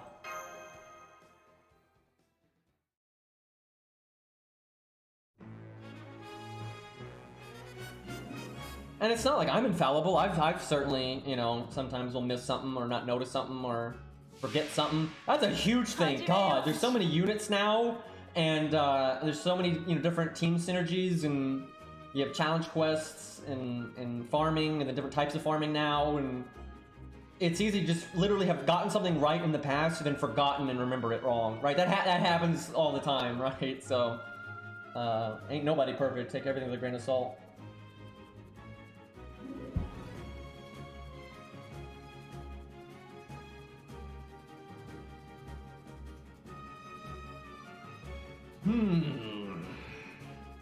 Is it worth? Yeah. MP right off the bat. Oh my god. We're actually using that skill from Saber Gilius, unironically here. Probably no serious debuffs, so I'll cast this just to get more MP gain. This is a good opening hand. For once. Best support, absolutely, man. Top tier. Look at us doing 63k. You know what's sad about that is we have a damage CE. I mean, again, it's not that big of a damage CE. You could get comparable damage from that without it. Only 30%. But still, we had attack up, NP up, CE, and we did 63k. When we're counterclassing. Like, if that was neutral, sure, but that was not neutral.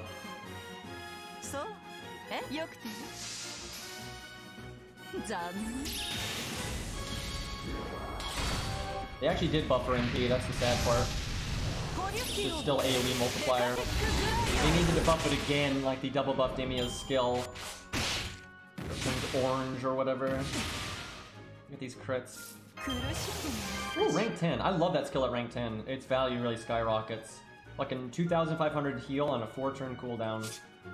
Totally useless for farming, but for like actual team play and stuff, it ain't half bad. It'd be nice if it got a secondary effect as well, but honestly, that's enough healing in the long run to really give her some survivability. If she had heart survivability on another skill, it'd be incredible. So that's why 100 Face is so good, because 100 Face got this giant ass heal on a 4 cooldown, and then a evade on a 5-turn cooldown, and they kind of play off of each other, and you know, some of the parts, blah blah blah, are greater than some of your parts, or whatever the fuck. I should have done a different combo just to show different animations.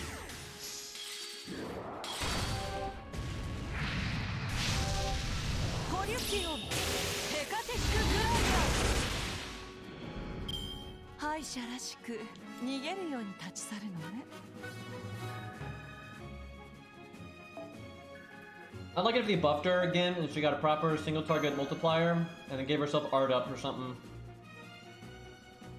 before damage. Dude, if she was a big looper, like, you know, because she is a looper, but if she had big nuker, excuse me, if she was doing big damage, I think it's fine. It's not a problem when she does big damage. That's sure, that could be her thing, right? Because it's not like she doesn't have like some god tier, you know, skill set. Some decent utility, you know, deals with debuffs and can remove enemy buffs, but that's kind of it. It's that and soft survival. That's all. I mean, that's very minimum. I mean, look at Ushi over there. Look at that shit. She got attack up, star bomb. Or I'm sorry, a team-wide attack up, team-wide NP gain, star bomb, quick up, evade, upgraded NP. Right? I mean, it's nonsense. So if she's allowed to have all that, and Ku's allowed to do all that bullshit, and David, for God's sake, it's totally fine if Medea does decent damage, right? It's not a problem. Oh yeah, and crit up, excuse me. For Ushi.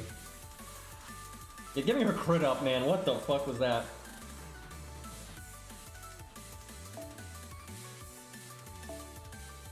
I'll tell you though, Ushi fans are in good shape. They have like such a complete character right there. You know, animation. Look at me talking my mouth full. But she's got an animation update, which is good. Such a strong character, so many buffs, very rounded gameplay, can do normal card damage, NP damage, team support. Filthy streamer indeed.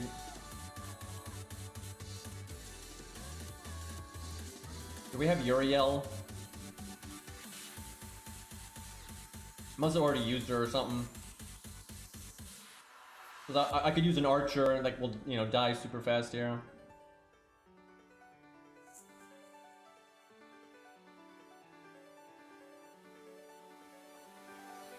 Man, what do I bring now?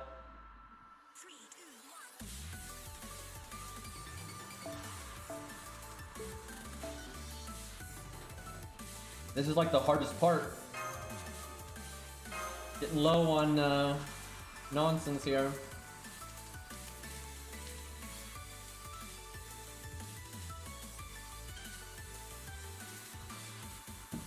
Leonidas should hopefully get one at some point, though. Oh my god. I'm hoping sooner rather than later. 参ります。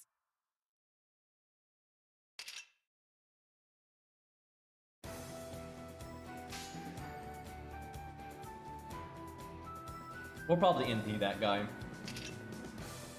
行きますか。お任せを。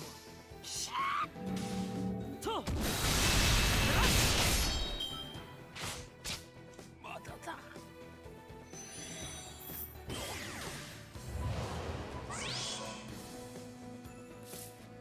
戦いはここからです。お任せください。行きますか。やっ。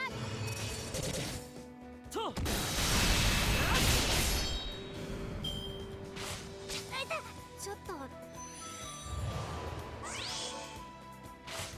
Look at this Camelot Knight, man. Killing kids, dude. Probably should just cast that on turn 1. There was no world where I was getting my NP. Like before, I was thinking maybe I get my NP right as my taunt die and use the next one, but there is no next one. Like, what the fuck am I talking about? Okay, they're all dead.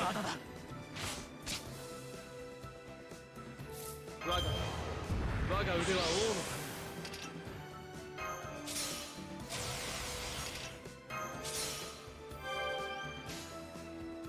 め。行きます。銀はっ。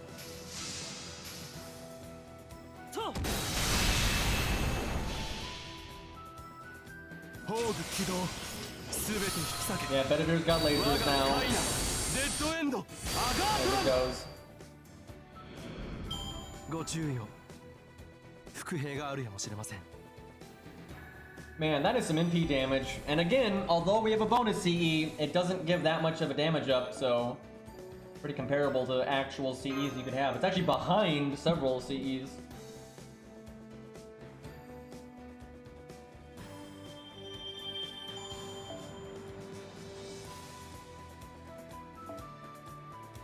I wish we were at floor 60, because floor 60 is cool.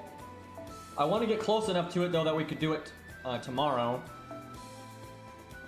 Honestly, I could have just been playing this account off stream as much as I wanted, and I could have just gotten to floor 59, but I didn't know. I didn't know things got good at floor 60. I was kind of worried they were never going to get good, but thankfully it seems like they do.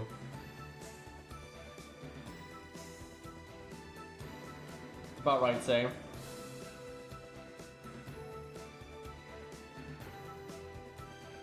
Okay, what is coming up?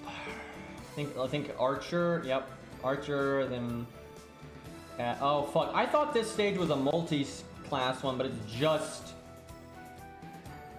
caster. Fuck.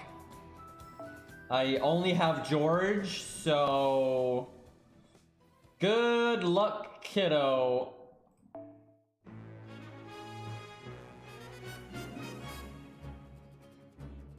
That is not a 1 to 3 star. Looking at it, I don't think I've made that mistake yet. None of these are gold.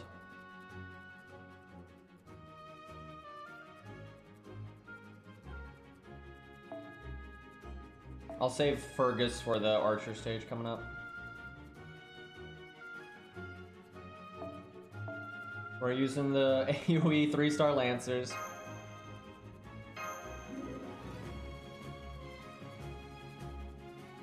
Yeah, it's 50 floors that are like a prologue event, kind of. Like they're before you even go in the tower. So it's 50 of those, and then it's 100, and then I assume it's another 50, like bonus after, or something. I don't know that for sure, but that's my guess.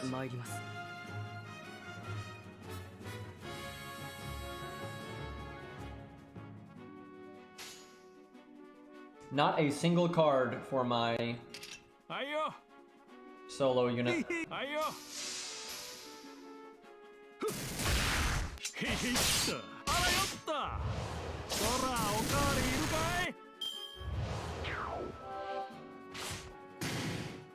Oh yeah, you're right, it is looping. God damn it. It's just so broken now. Every stream, man. Can he do 27k here? Oh, I think so. Oh yeah.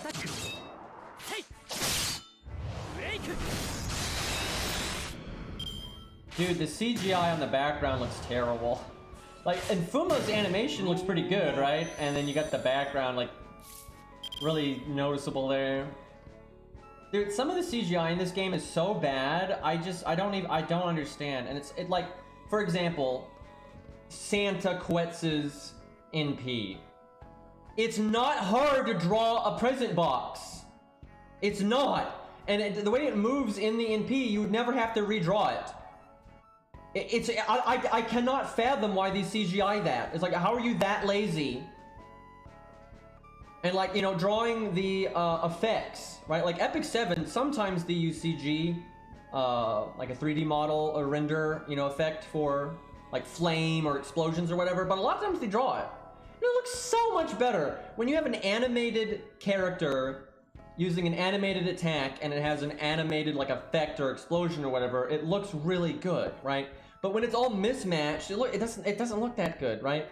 And I don't know. Sometimes it's fine, and sometimes like making the like 3D effects. Jesus, Looking Glass, the 1,500 bits. My God.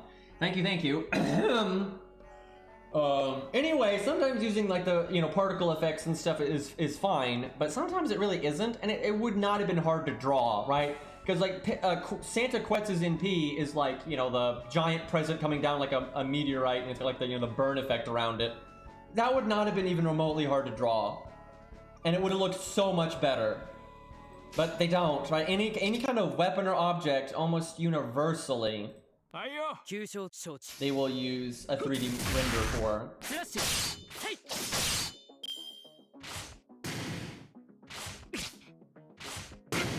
But I really wish they would stop, because, you know, sometimes it's, you know, especially for things that aren't important, you know, like maybe this background and stuff, you know, it's alright, because this is not like a major stage for like a major boss or anything.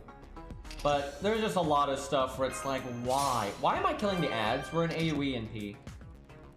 I have no idea what I am thinking here. Well, yeah, I should have just been getting my NP as fast as possible and killing the front one. It won't matter though, we'll be fine.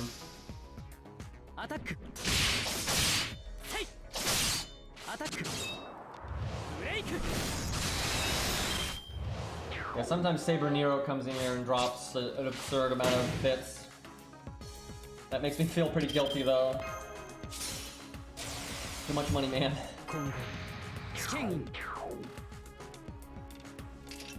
This is a wonderful shade of green though. Like especially the background to the quick part, like the circle thing that makes the quick icon. That's a good shade.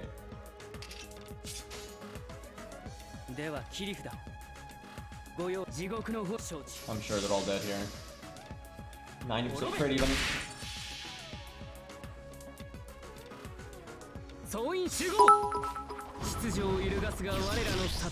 Not guilty about nickels though, so that's a different thing. Ugly.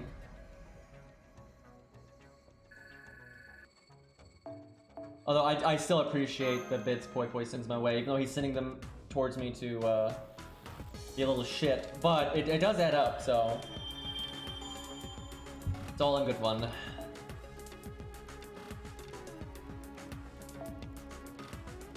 I feel like I shouldn't use Q because what if we have a problem? Like, let's see if Leonidas can do it.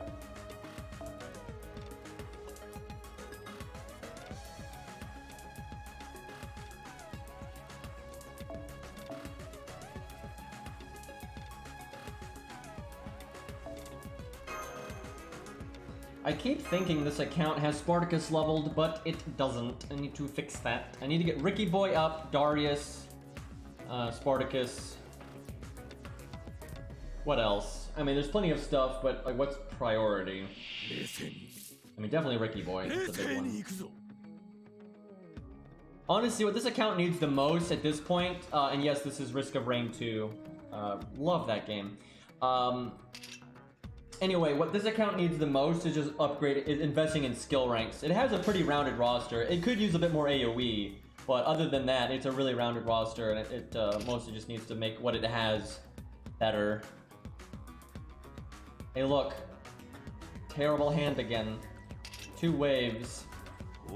分かった。はい。 Yikes. 静か。 Honestly, this account has an excellent roster for like a budget account.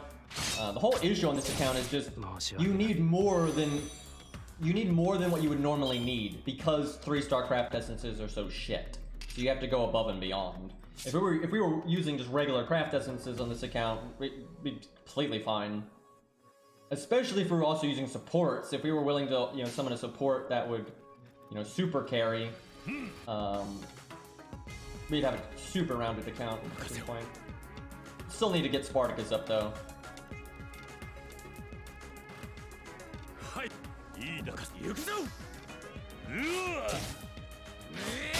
I wish Sanson's Bond CE was good. Which is very bad.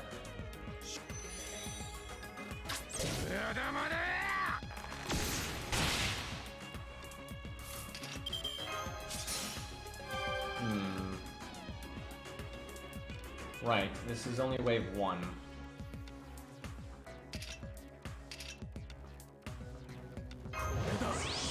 I have a weird time to do the Buster Up, but I want to see if I can just kill this guy. Should be able to. Oh yeah, I keep forgetting. I'm so used to this account having some garbage CE that does nothing, and although this CE is not necessarily like 10 out of 10, for this event specifically, it's pretty damn good, so I gotta remember my damage is a bit higher than I'm thinking. I'm not sure sign up to do what I just clicked there. Oh! Ooh, boy, lucky we got those crits. If I'd used my first skill, I would have gotten my NP there.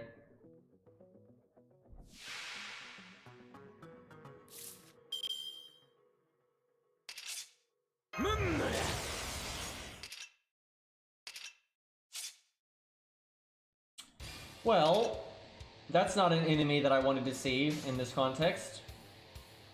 These guys are always shits. I want to say the archer in the middle has sure hit.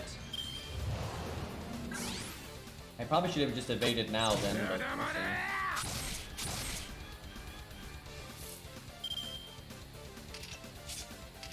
I want to see if I can... I wish I still had the Buster Up. Do Buster Up, Attack Up, Buster Chain, 3 of a kind bonus.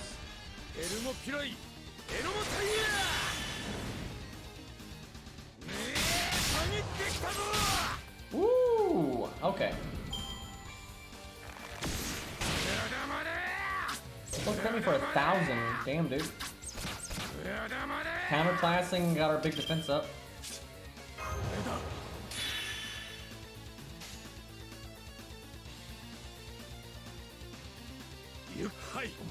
Sucks to pass up that 100% Buster crit, but I'm hoping we'll still, yeah.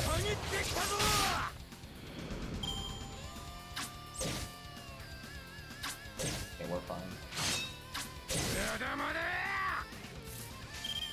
This Camelot Knight has better animations than a lot of day 1 like stock animations.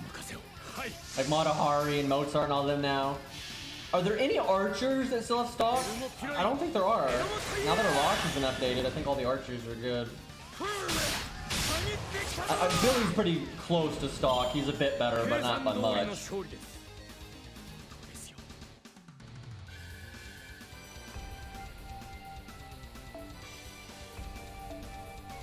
Oh yeah, I need to play some Genshin Impact. I haven't played that. I'm pretty busy with this event and then the new computer and then being allergy wrecked and not sleeping, it's been hard to work that in. I could not tell you why there. I bet you the reason they had Yaga there was because they have bows. They had like a bow theme going on there, and I was like, yeah. And there was a god. Why is that the one that stands out? There was a goddamn Hydra in there. Like, what the hell?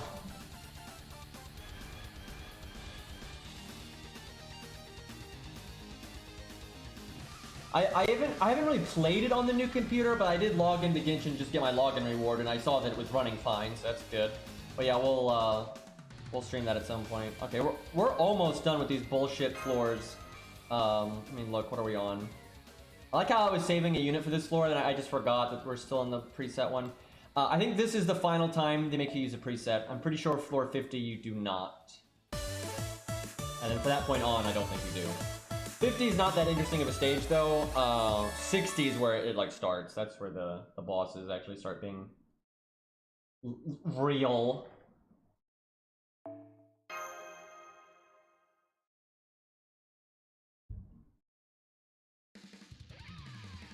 They're just furries. You know, you might be right. That might be why they used them. I don't know. It could just be a coincidence, but maybe that's what they were thinking. Is that a thing in Japan? I don't even know. Like, I know it is to a degree, obviously, but I mean, like, the conventions and everything, I have no idea if that's a thing over there. I'll be right back, I need water. I thirst! I need a bigger glass of water, man. I need to get, like, a jug.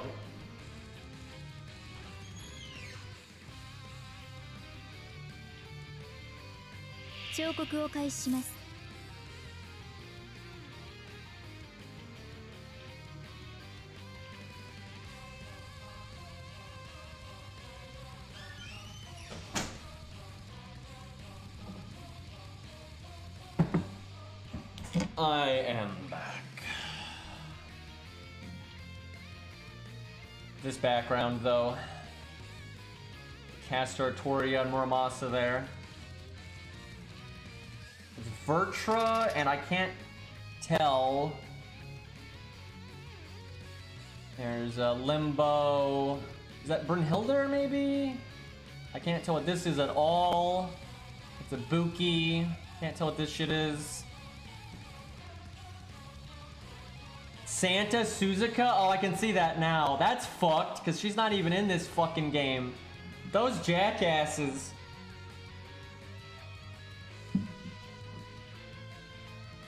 They fucking know, apparently.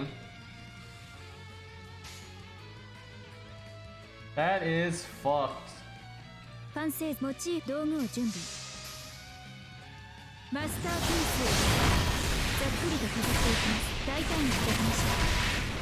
Much bonking.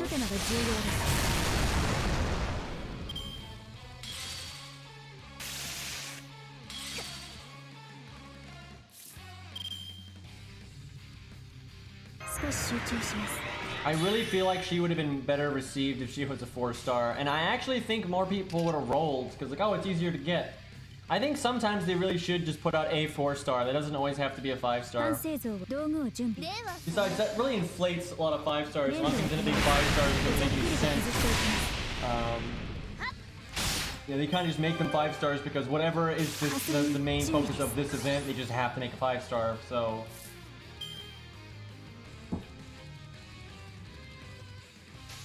Yeah, put FGO Arcade in the story.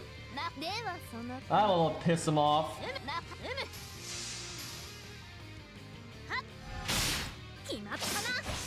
There are fuck all Arch Berserkers. Obviously more now because of her, but these crits though. Let's try to get her in peace so we can show that off. I've never shown it on stream.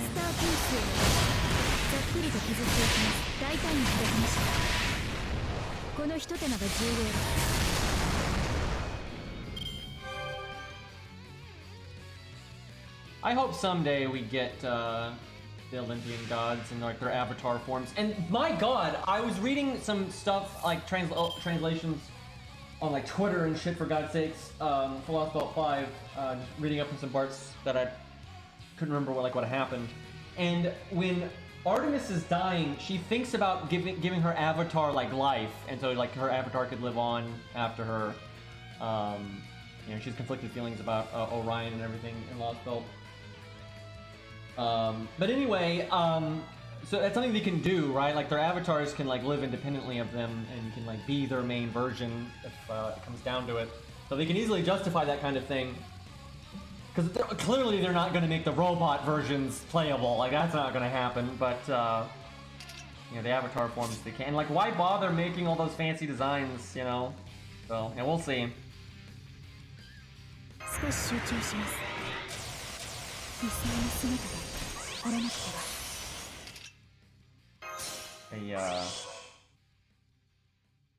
Let's see, they're probably just gonna kill all of them because she's an event servant, so... のみを入れましょう。モチーフを決定。道具を準備。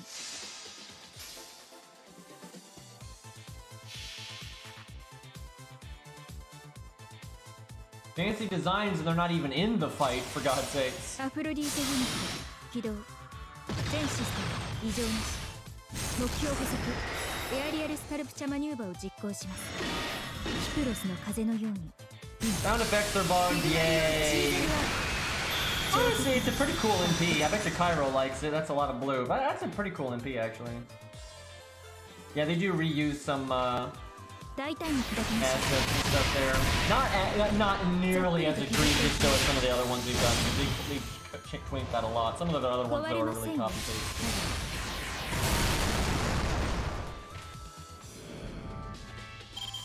Like Chin Gong's has been the explosion part of it has been reused a trillion times now, and the Arthur one is definitely the most reused one. Like that is just nuts how much they've reused it.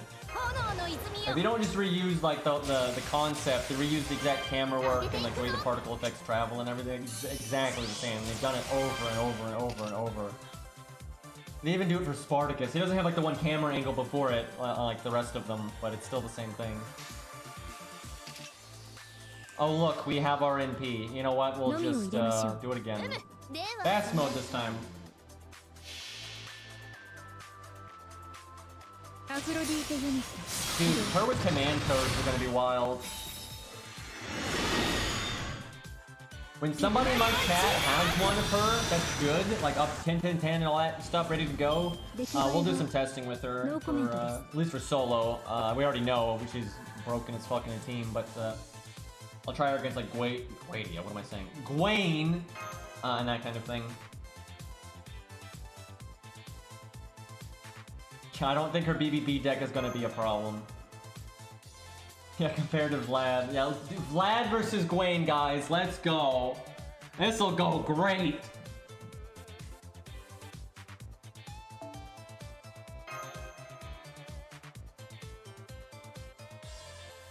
Pants versus Gorilla. I wonder what stage will be her most popular. I don't think it'll be stage 3. I think her stage 3 looks pretty weird. And it's basically her stage 2 with a giant, like, weird floating, like, headband thingy in the back for some reason. It's not that different, but what's different is weird, so... The pants are pretty funny.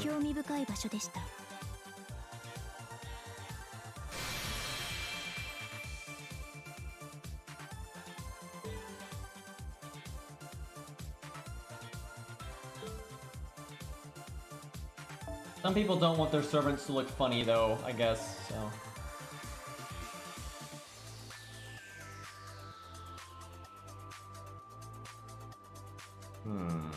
Got plenty of big servants left, just not much fodder.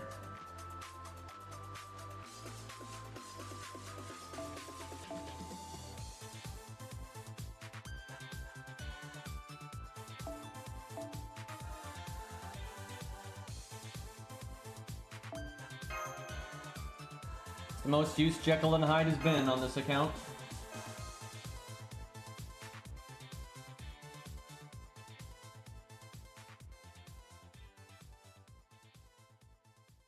Oh yeah, that's CE. Yeah, it's okay. It's got some use.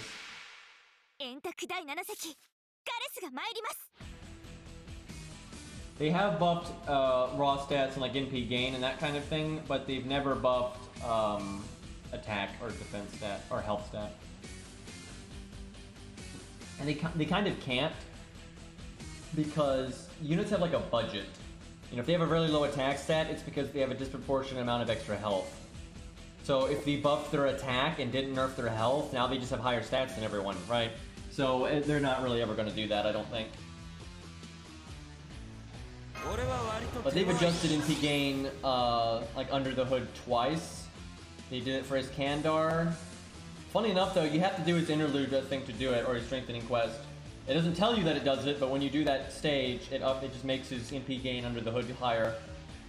And then this one you don't have to do a quest for, but they just flat buffed Ryder Mordred's MP gain. They just made it better. And you know, you don't have to do a stage to unlock it or anything, it happens automatically. And look, yet again, our hand is fucking garbage. Poor Gareth, man. She's one of the few kid characters I like. She's not actually that young. I mean, she's definitely on the younger end, but she is older than she looks. She's just short. And I guess kind of immature looking. But anyway, she doesn't bother me like a lot of the kid characters do. My main thing is she just stands out so much in Camelot, where everything else is totally serious and just like an anime take on Arthurian legend. She's just randomly, you know, I'm a knight, right? And it doesn't really work for me. But I don't hate her or anything, so. Yeah, Gareth just looks really young and is really short. I don't remember how old she actually is, but Everything's like the opposite though, where they just kind of drew him in a way where he looks older than he is. He's not actually that old.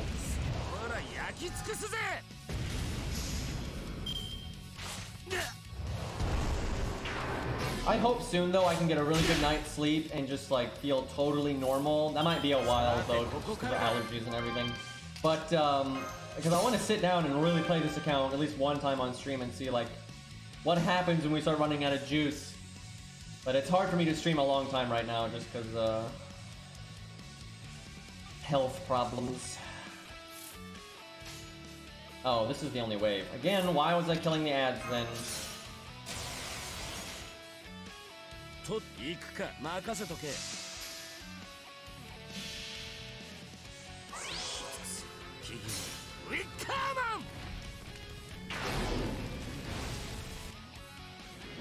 Yeah, being stressed out all the time makes you look older, so it's aggravating problem.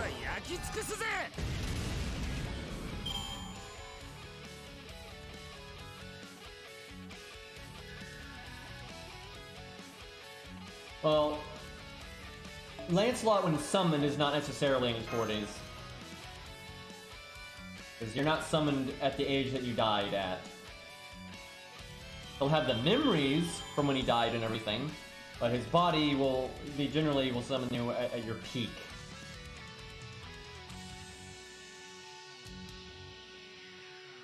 And Mordred's an homunculus, so she had accelerated aging. So she aged faster than most people.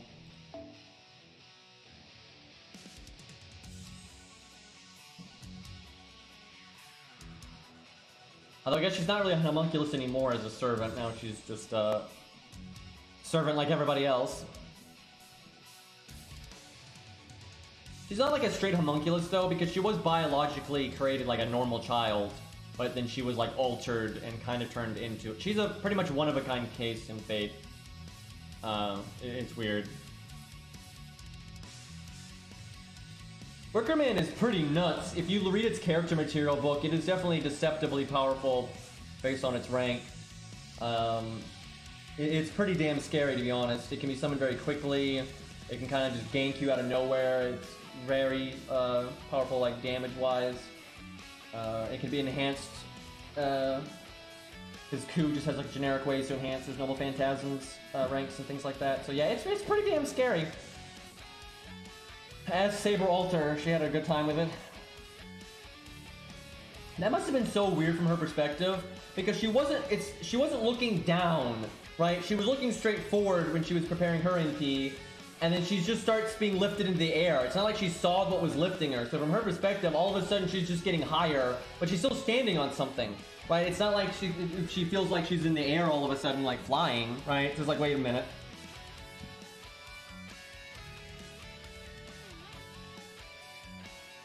Okay, guess time for George, last rider.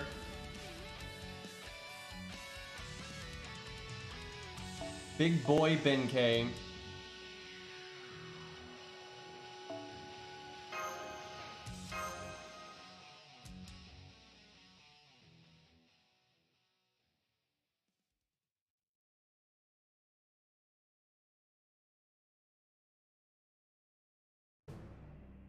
I think Artoria is just like in her 20s, if I remember correctly. 私と会いた Although I guess it depends on where in the timeline, それ so. は死を求めるのと同義だぞ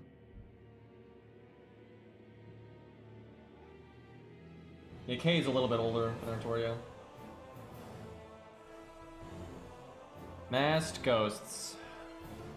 That had a Carmella. Wait, no, that wasn't Carmella. That was Jin Kay, same voice actress. I was like, wait a minute. What is going on here? But no, it's just Jin Kay spooks. Look at this amazing skill. It actually worked. It has a decent chance not to do anything and literally be nothing. Like, it has no secondary effect. That's all it does, and it's not a guaranteed thing. So, one of the dumber things in this game. いいでしょうお任せをかけろメイヤードテア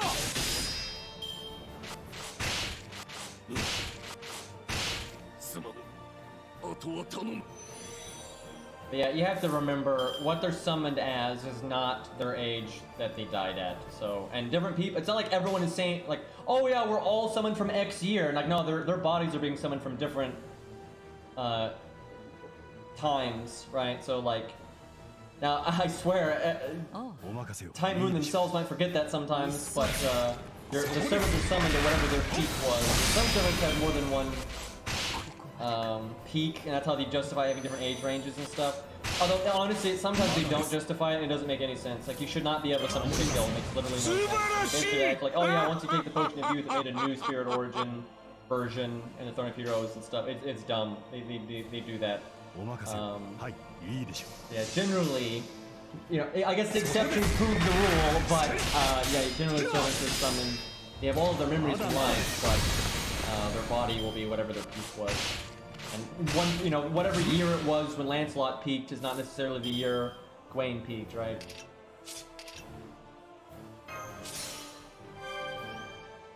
I should have cast that a while ago, but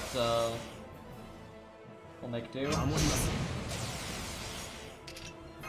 I doubt I have full attack foes on George on this account. Like, I would be surprised if I did. Put it in slow-mo. This NP looks phenomenal now. At least for low star stuff anyway.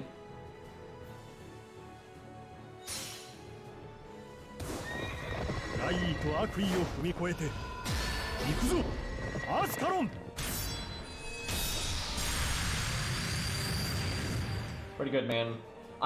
Dude, one of my favorite things in FGO, there's a lot of things I like in FGO, but I really enjoy when an animation update comes out for a character that I like, and I get to watch it for the first time. Like when I always set up a solo, and you know, and it, like I remember when I first watched George's NP, man, you know, and then when it's good and then they don't let you down, right? It's a really good feeling. So.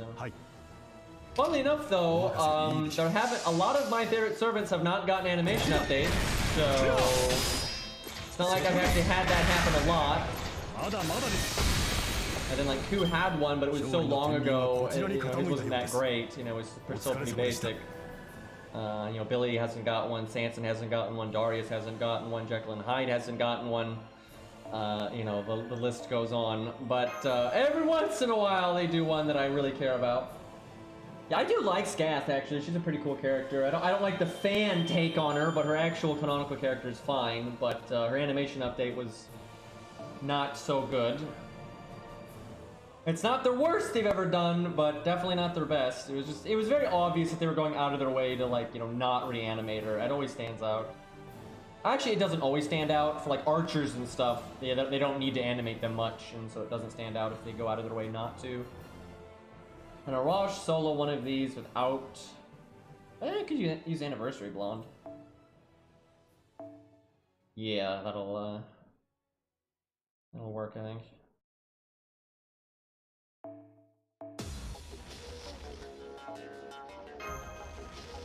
It's not that important. Oh my god, I thought I was leveling the Switch Mystic Code, but apparently not. I wish that solo account we had, or have, I wish it had Anniversary Blonde at 10 like this account.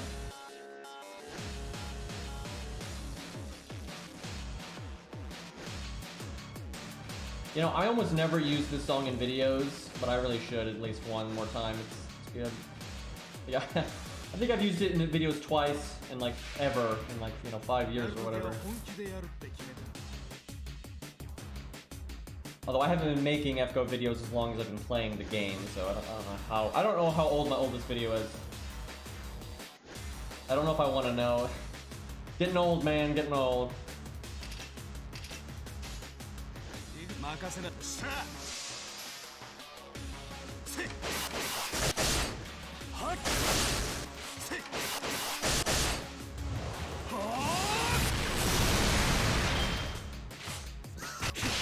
I've already got music in mind if ever had Green Knight. Now, some of my plans might change based on how he's actually implemented, right? You know, I don't know what his voice actor would be. I don't know what his design would be. I don't know what his gameplay would be. But I've got a few things in mind. I had a VC Braun music in mind so long ago. So I knew about APOC before I'd read APOC before I played FGO. And I'd always really liked the VC Braun. So pretty much from the get-go of making videos, I was thinking about, oh, maybe they'll add a VC Braun someday. And it took them a while. It took them a long while. I was actually worried they were never going to add him. But thankfully, they added him eventually. Sadly, he was, you know, although I love a VC Braun, the voice actor did great and everything. They did, you know, they were pretty lazy with his NP and everything, and it was kind of a massive letdown, to be honest. Because it's not how Adam works, but still, I'd always wanted to use like a Golem and Cosmic Wall and all that, and that's what I've generally used for him, and that's nice. I just wish he wasn't just a suicidal unit that had a, you know, re-ing Golem. Like, anybody that reads the book, literally just read go to volume 3 of APOC, the third book, and just read the fight scene with Adam. And anyone that reads that and then looks at what we got in both the anime and then especially in FGO, and it's just like, are you kidding me? Like, that's what you're gonna give us, right? You have all that awesome source material. He never reads ever. He never does like some roaring shockwave that never happens.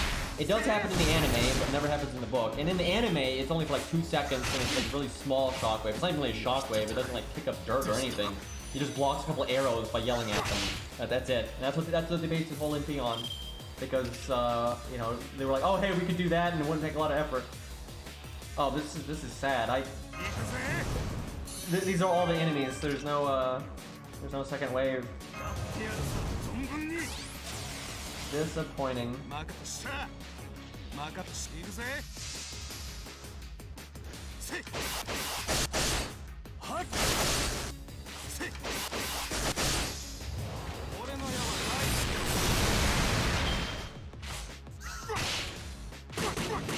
Man, I am so tired right now for 2 things. One, just, you know, sleep apnea and allergies and everything. But, you know, the gameplay is pretty dull right now, putting it mildly. I'm really glad, though, I'm not having to do, like, a challenge quest right now. I am not in the mental place right now to do, like, a challenge quest. Like, no way. I am pooped. Thankfully, though, hopefully for next stream... I almost forgot the guts. Hopefully by next stream, we'll be far enough along that we'll actually get to do, like, floor 60 and stuff, because floor 60 is actually good. And I assume so will 70 and 80 and 90. But yeah, up to floor, like, 59, it is such a snores fest. I was really disappointed in this event until I did floor 60. I can see that the UI changes and everything once you get past floor 50. The event basically starts at floor 50. Everything before it is kind of like a prologue or some nonsense. Like, you don't even have the tower thing on the side until you get to floor 50. Yeah, we had guts, man. We lived those. So what's really surprising is the monkey lift. Although we didn't have overcharge, so kind of lacking. Well, I guess it's time to use Ku, even though if you have to use someone at neutral, Ku is the one. Well, now we should try Lubu.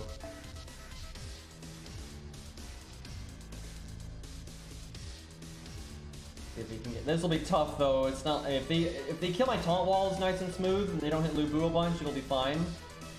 But if they hit Lubu a lot while my taunts are alive, that's gonna be bad. I should probably just bring a second.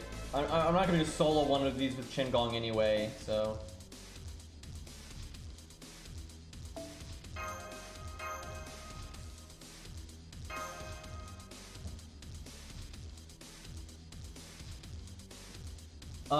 There's no way there's gonna be a Genshin bonus stream today, and it's not because I don't want to play it. I would be happy to play it. I am just so exhausted. Streaming is a real struggle for me right now, and just because it's not like streaming is like some hard job or anything.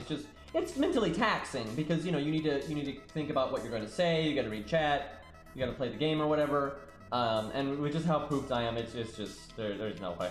Like there is absolutely no way. But as soon as I feel better and whatnot, like sure, I'll definitely play it. I love the green skeleton, dude. The skeleton is awesome. If this guy was playable, I would totally use him. Like all the Pokemons. Yeah, love his design. Super good.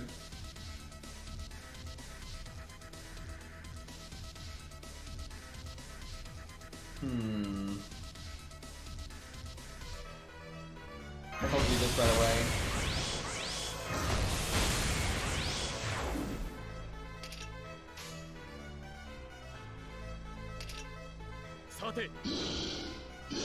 Kill the big one first, because I'm probably not gonna MP.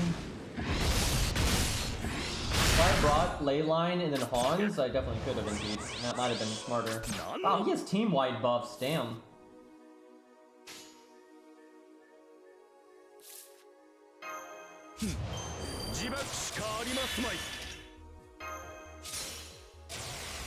Shame I didn't make any stars.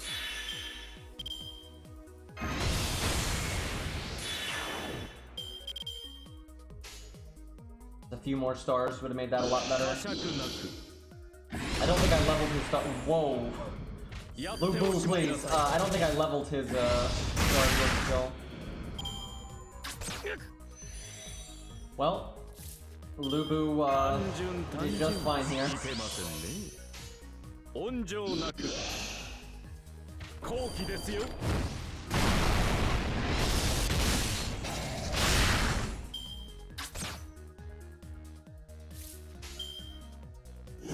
You know, I didn't think about this. I was always talking about how Mori fans would be screwed over if they didn't fix the Mysticodes on the North American server.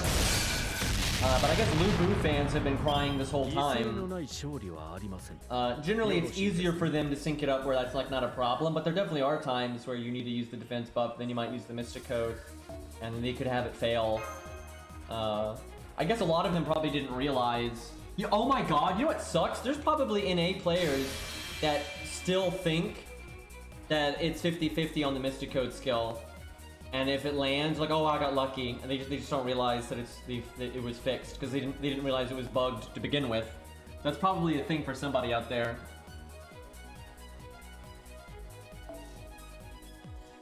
It is kind of sad that Mori is just objectively better for working with Qingong. Like, now, there are times that Lu Bu is, like, more useful than Mori for specific circumstances.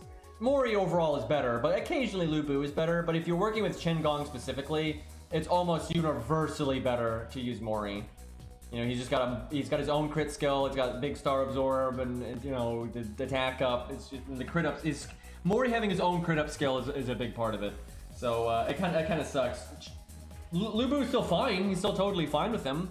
And you can use the taunt to keep Lu Bu from dying and everything, but if anything, though, Mori gains more from that because Mori really needs somebody to take the heat off of him because Mori gives himself a defense down, where Lu Bu gives himself a defense up. That's kind of why Lu Bu can still be good. There are just certain situations where you can't rely on normal cards. Like, oh, you can't, if you have a bad turn, you can't be like, oh, I'll just wait until next turn, then I'll get the cards, right? Because there's certain gimmicks that it just doesn't work. Right, for example, the Knights of the Round Table, the Shadow Knights of the Round Table challenge quest, you know, there's a very specific turn you have to damage deal. The Mori challenge quest we just had, you only have that one turn to damage deal, right? So if you're relying on normal cards so you don't get them on that turn, you're fucked. And then there are also setups where you've got to go on turn 1, and so if you don't draw the cards for the DPS unit on turn 1, it won't work. But if you can NP on turn 1, it'll work no matter what. So you bring, you know, starting NP or battery skills and things like that. And Lubu is better for just NP nuking. He is better than Mori, and if you need to do that and be a little bit survivable, he's more likely to live than Mori. Because again, Mori defense down, Lubu defense up. The difference there is kind of big. So, but overall though, Mori is more useful than Lubu more times than not, like for sure. But they're still both good, and sometimes you'll use them both anyway. So it's not like they can't work together. They definitely can work together.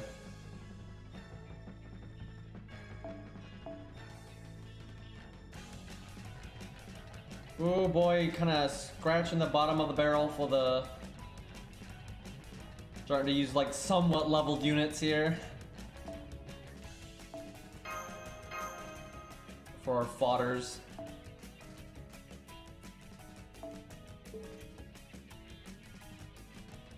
Moriarty, yeah indeed.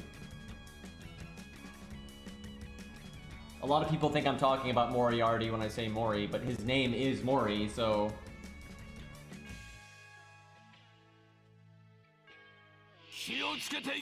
This isn't Lubu, he doesn't even look like a horse? That's a good point, must be an imposter. You've been fooled this whole time. 2 waves on this one. Goddamn chickens, though.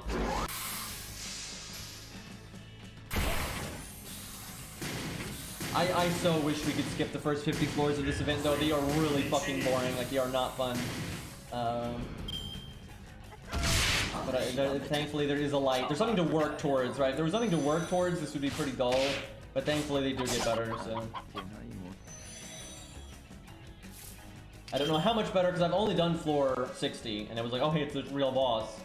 And I've gone to like floor 65 or whatever, but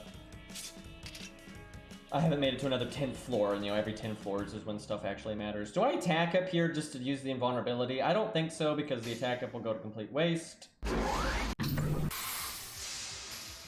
God, every time I use Babbage, dude, startles me. Now, Babbage is a unit that I want to see an animation update for. That I will be hyped for. There's been a lot of animation updates that, like, you know, I cared about, and I was like, you know, Martha. I was glad to see Martha and Carmella and stuff like that get animation updates. But very few of my top absolute favorite servants have gotten animation updates. A few have though, like I mean Gilgamesh. Gilgamesh is one of my favorites, and he got one. And it was a good one, thankfully. But there's been plenty that I was like satisfied by. Like when I saw Martha, I was like, oh yeah, Martha completely deserves it. She's a 4-star day 1. She had stock caster balls, and their animation update was pretty solid. Obviously, they were going out of their way to not reanimate her, but it worked. You know, it kind of fit the character and everything, like her new attacks and stuff. You're not expecting ruler or rider Martha to be doing backflips or any shit like that. The main thing that gets me, it's not about fanciness. That doesn't matter at all. It's about like Boudica's are bad because it's not that her animations are simple. That's totally fine. The issue is it's obvious like her shoulders should be moving and like her hips should be moving, but they're not, and they're not reanimating them, and that makes it look very dumb, right? But most of what Martha does aren't things that would really call for them reanimating her too much, so it's not a big deal. Same for archers, so it's not a big deal.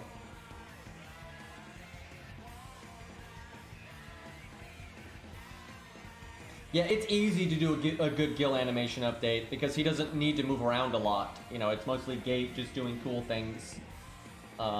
You know, like, you know, they've shown, you know, Gate spawning in different ways and stuff. So yeah, you don't have to. The one thing you have to do a good job with is Aya. That's the one thing. Yeah, Boudica's animation update is one of my least favorite. I hate that because, you know, Boudica's cool and she deserves better than that. So. Unfortunate. Look at Asterios casting NP down and Stargen down, and that's not an ability he normally has. Sadly, he won't live long enough to do his NP. Unless he's got a gimmick here that I'm unaware of, but I don't think so. NP4, I'm doing this combo because I'm worried that NP down is really big. It's big. Oh my god, it's big. Oh shit, I should have gotten my NP before coming here. That I have NP up, by the way. I actually think I'm only getting NP because of my NP up. I think if I didn't have NP up, I don't think I'd be getting any. So, yeah, get your NP before the stage. I might be getting a little bit without my NP buff, or the NP gain buff. I might be getting like just a tiny amount, but holy crap! Oh, I almost got one shot. I should have evaded there. I didn't think I needed to. We almost lost one. This stage is a bit harder than the others, though. It's 2 waves. There's a very mild. Well, that's actually that's not a mild gimmick. That's a pretty big gimmick. It's just it's easy to circumvent it. It's very easy to circumvent it. Also, we made like no stars. I think the star gen down is. I think this might be a 90% star gen down and a 90% NP down.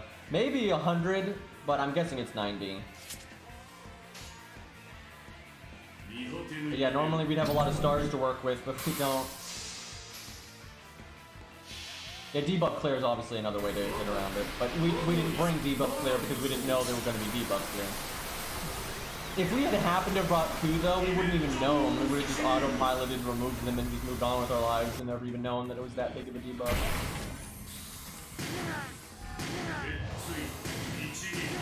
Yeah, look, we're making like fuck all stars. We made 2 stars off of NP hitting 3 targets, Buster, which isn't the best, you know, hit count or anything, but then extra attack is a good hit count. We only made 2 stars. So that's probably like a 90 to 95% star gen down, and I suspect whatever number that is, that's the same number on the NP down, and that's why our NP gain was so bad. And so yeah, if we didn't have our NP gain buff, I think we would have been making like 1 NP every few hits. So we probably would have never gotten our NP. We could have absolutely lost that. We definitely could have lost that. There's a lot of units I could have brought there with, because I wouldn't have brought Atlas. There's no way I would have brought Atlas Mystico to remove debuffs on my first go. And if I didn't happen to bring someone that had an NP gain buff, especially a survivability skill or a debuff clear, I probably would have lost that stage. Yikes.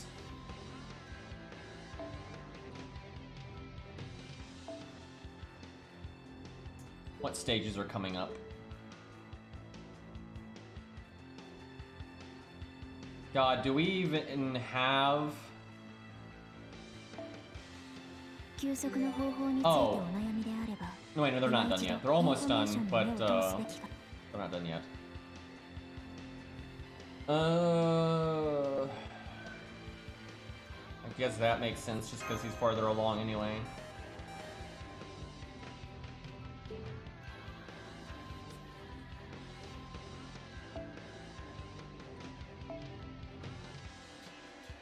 How far can we get? It just sucks though, because I'm so tired right now that by the time my units get kind of low, I'm just exhausted, right? So I just hate that. Basically, you know, I had big sleep apnea problems, and then I had all that drama with my new computer, and I had to stay up way too late, and then so I couldn't really recover from it, and so it just really put me behind. But hopefully we can get ahead of the curve here soon. All right, time for a VC Braun to actually see some. The stuff we use now, if we can counterclass now, it's going to be very meaningful. We're basically saving coup for when we get forced to go at neutral. But, you know, we don't have Grails and we don't have good CEs or anything, so neutral is going to be tough. Like, it's going to be really tough. Also, we don't have fodder anymore. We have gold fodder, but we don't have silver and bronze fodder, so...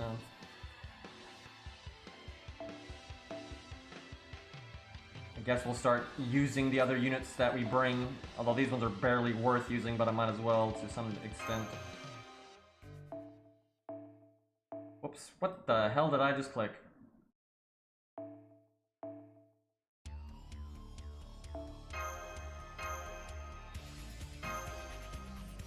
Hey look, Cosmic Wall. It's not quite Egg Golem, but, you know, pretty VC Braun-ish. Mainly because it's, you know, it's in the same game as Egg Golem, because Egg Golem is the one that really works for Adam.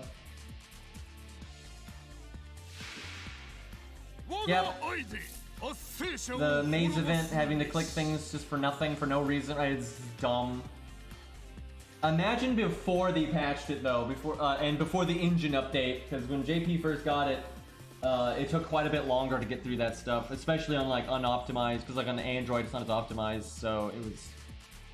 Oh, it was awful. It's not great on NA, but at least you've got the engine update and that kind of thing, so it's a little bit better. And there was like a patch that they put out near the end of that event. I assume that you have it. I'd always thought that the rerun, because the rerun is faster, I had always thought that the rerun was just the patched version, but I don't think it is. I think the rerun is actually even faster than the patched version. But yeah, I assume they have at least the patch. Because I remember the screens were just so long, and then like near the end of the event, when a lot of people were pretty much done, they patched it so the screens were faster. So they at least have that. You have that and the engine update, but if they made it faster in the rerun, you don't have that, I don't think. That's what people have said anyway. I haven't actually played it myself much. Okay, only one wave. That shouldn't be a problem. Shame we don't have Darius's third skill and upgraded, because then we could do Buster Resist down 4 of Easy Brawn.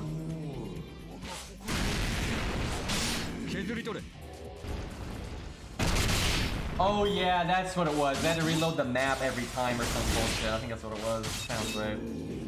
God. I mean, I know it's still a shit show, but my god, it was so bad.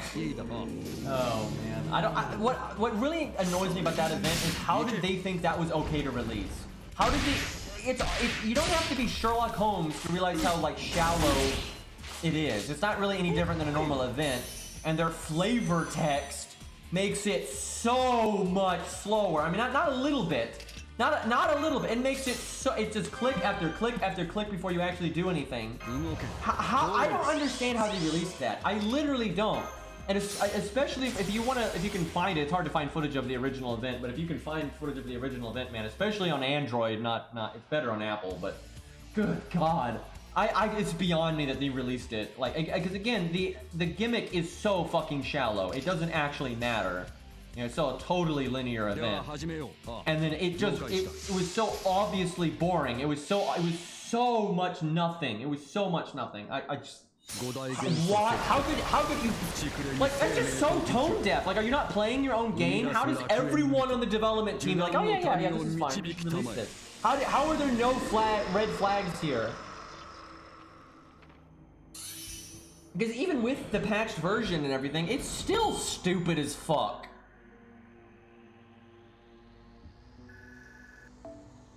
I tell you, something that'll get me to play an A, though, is Good 4, or whatever number, with the final, whatever the fuck. Which wasn't the final event, but, you know... But that's a fun event. I hope, you know, things just line up so I have time to play that, because that's a fun event. Everyone calls it final because final's in the title, but it wasn't the final event. A lot of people thought it would be because the way the story was, and you know, they normally don't like doing seasonal stuff forever, right? You know, they didn't do Halloween forever, or at least not Liz-themed stuff, and you know, it kind of made sense that they, you know, stop doing it, but they still kind of do it. They don't do it quite the same way anymore, but yeah, they still do that stuff. So Final Fantasy was named that because if the game didn't succeed, the company would have shut down. So that's why they named it that.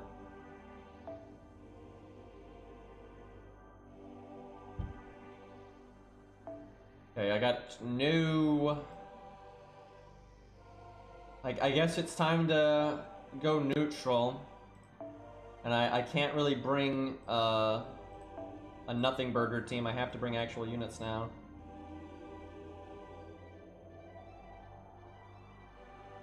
I guess Mozart just for the free crits. I don't know. 2 DPS might be better than 2 supports. Although saving the nah, okay, we'll do a stereos because I don't think we'll get much value out of them. Otherwise, we'll do that. I don't know. We could make the Star Absorb work with just Hanzo's 3rd skill.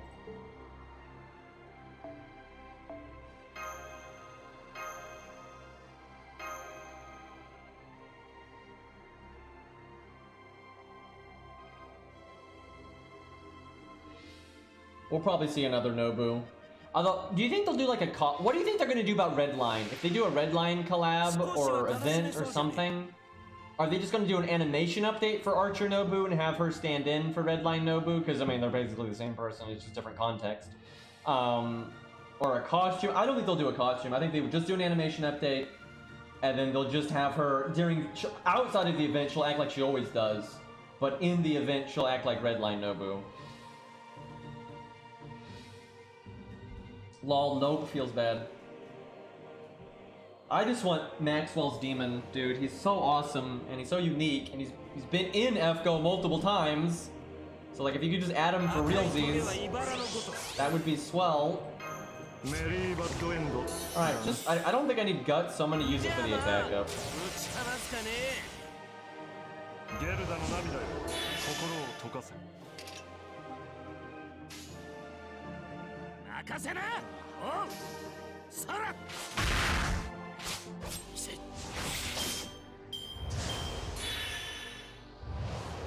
It's him buffing a bunch. Okay, sure.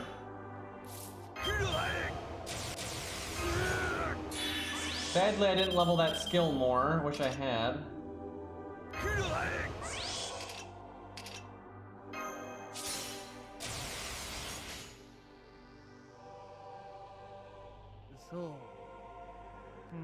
I don't know if I need to do all 3 cards, so maybe I should have done... Nope, didn't work out. Prince and Dora wanted them quite there, but if he had done overkill, I should have used Q's art card. But yeah, Asterios is 1/1/1, so what do you want? He can do pretty. I didn't use Hans's buff.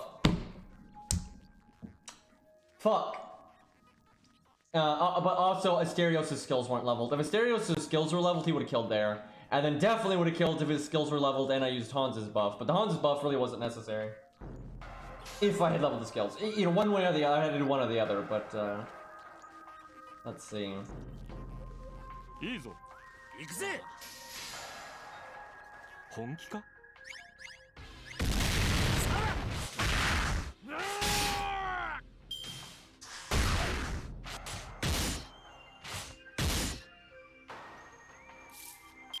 I know, Okita's animation update is so bad.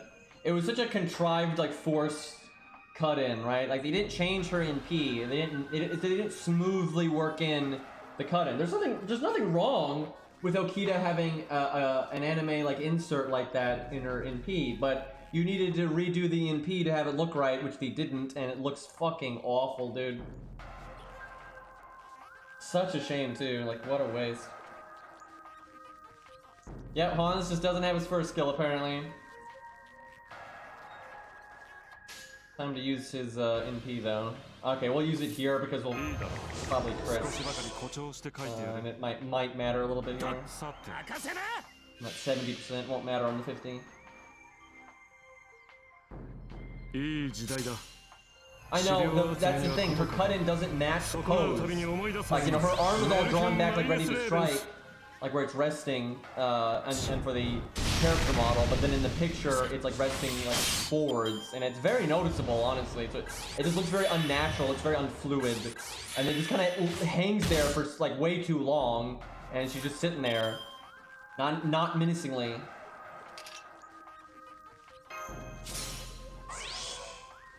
And then yeah, then it just continues back to the original NP, like before. You know, it's the exact same NP from before the update.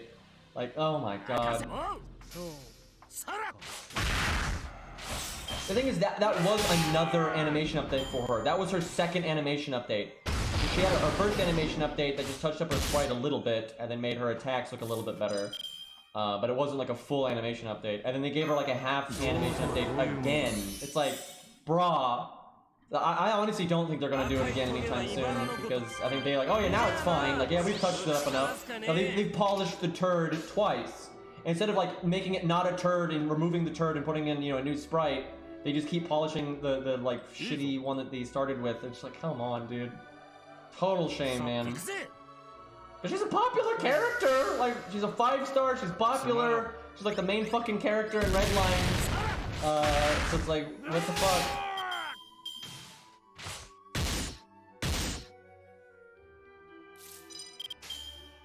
But I mean, fucking Jolter doesn't have an animation update.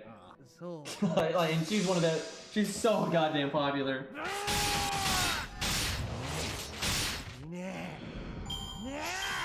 仕事納めだな。休 Yeah, ませてもらおう。 the current animations aren't terrible, but they're just obviously, you know, remanipulating the sprite that was already there, and instead of like the sprite is pretty meh. The attack animations are fine, but it's using a sprite that's not that great, and then the NP animation is terrible. So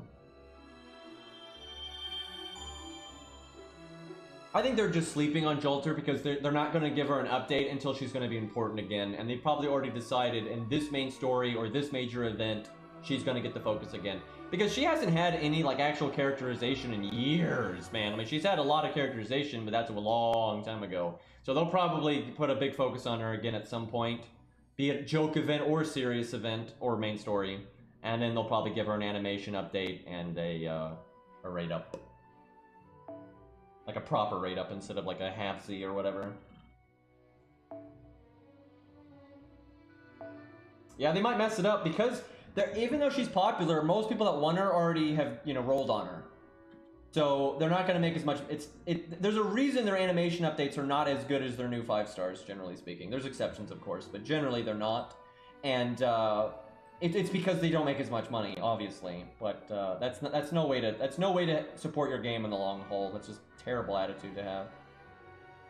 Oh boy, are we low on units here?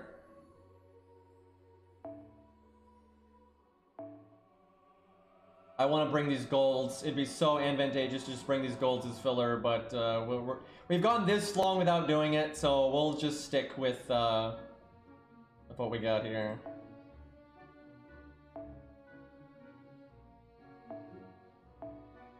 Bringing this for the stats, really, as NP doesn't do damage.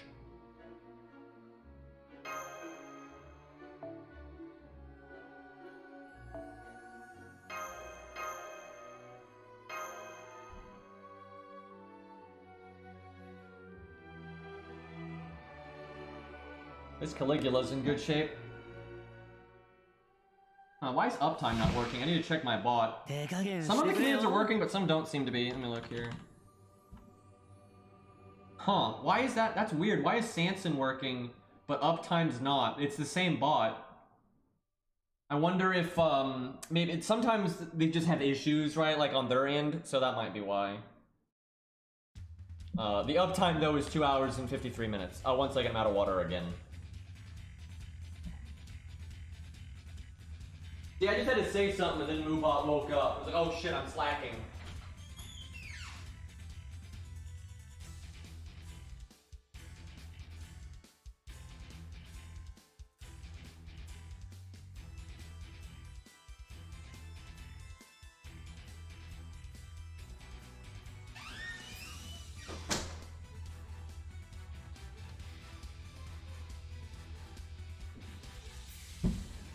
Alright, I have gotten hydration.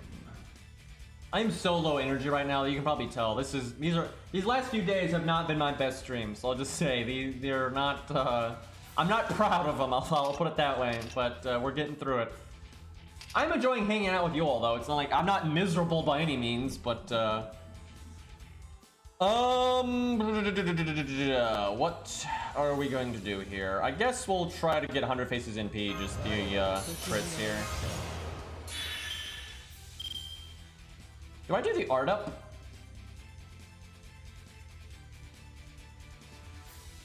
I don't think I'm going to need the art up for, you know what, we'll do this art up for the last 3 turns. I just kidding. It was a joke, chat, it was a joke. Buster up, though.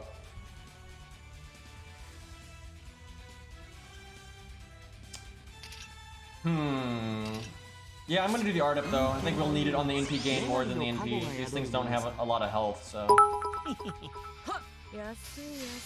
Shalabonagra's laugh. Hey, boy, thank you for the nickel again. I appreciate it. Green being so tired he put update instead of uptime. Oh, is that what I did? I'm not surprised, dude. When I'm like exhausted, I do that stuff like all the time. Like it is very difficult for me to type things without like my brain fucking it up like that. Like over the years, it is something that I've super noticed that I do when I'm out of it. Well, this setup, Angra did literally nothing, but other than that, the setup was pretty smooth, I would say. Angra's slowing it down, but what are you gonna do? I don't feel nearly as bad as I did yesterday, but I'm still so not all here, like no way. Yesterday was rough. That was not a good time, but I definitely feel better than that. Like, have you ever been so tired and like where you did not sleep well enough, right? Your brain did not recoup like it was supposed to. That basically 24/7 or whenever, for the whole time you're awake, you have that like almost kind of headache almost. It's not exactly a headache, but and you just can't concentrate, you know, and like that all day, right? And it sucks. I used to only experience that like when I was younger, only every once in a while, but yeah, because I have all these allergy and sleep apnea apparently issues, I unfortunately experienced that a lot more than I would like.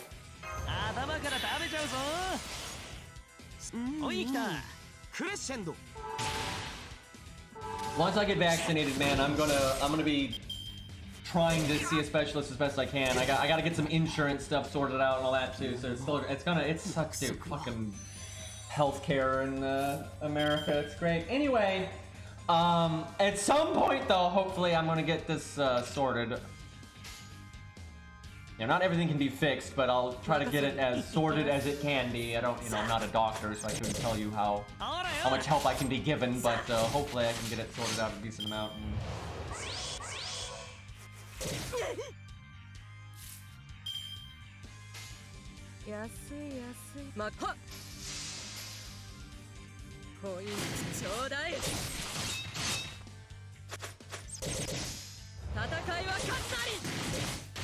Okay.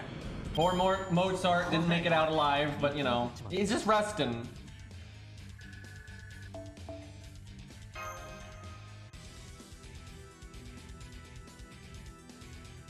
I'm not lined up. I'm because streamers aren't really high on the priority list here, and my city is going quite slow. Tusk though has gotten the first shot, but I can't really get in line for it for like another month or two here.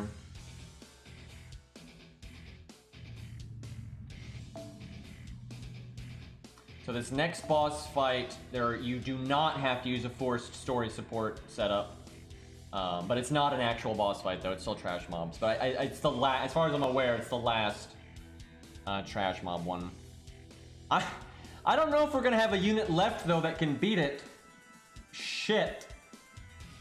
What do we do here? We have 4 units left. So, fuck, it crashed.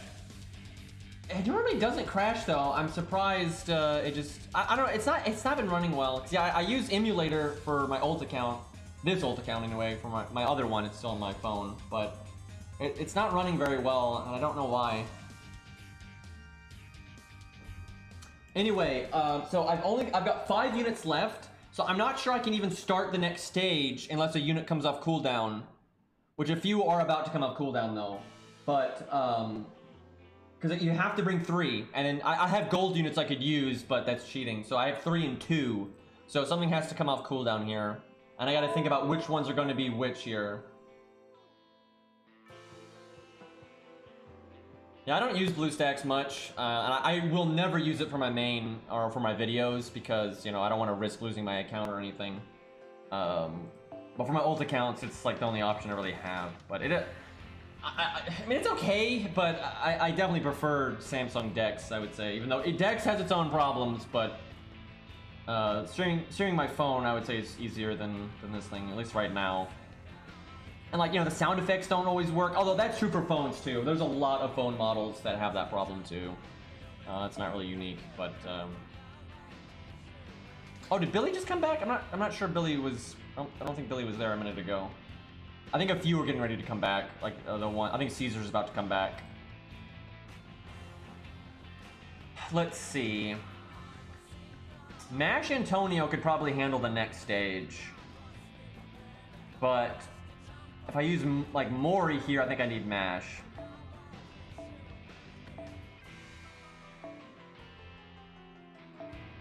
This could work.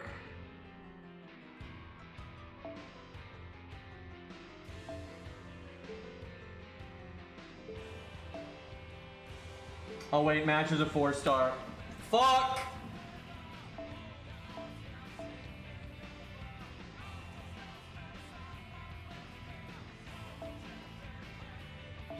Yeah, I got it.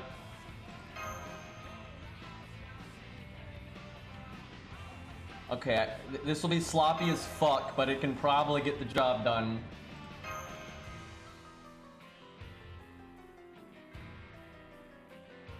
Microsoft is trying to buy Discord. Oh god. They're gonna make it Skype. Because they must be so mad, and I bet you they don't even know why. They probably can't fathom why Discord has done so well and has become the app, right, for like just talking and communicating like that, right? And Skype is just, you know, lol. You know, it's the lol. Everyone lols at Skype, right? I bet you they have no idea why that's the case. They can't figure it out.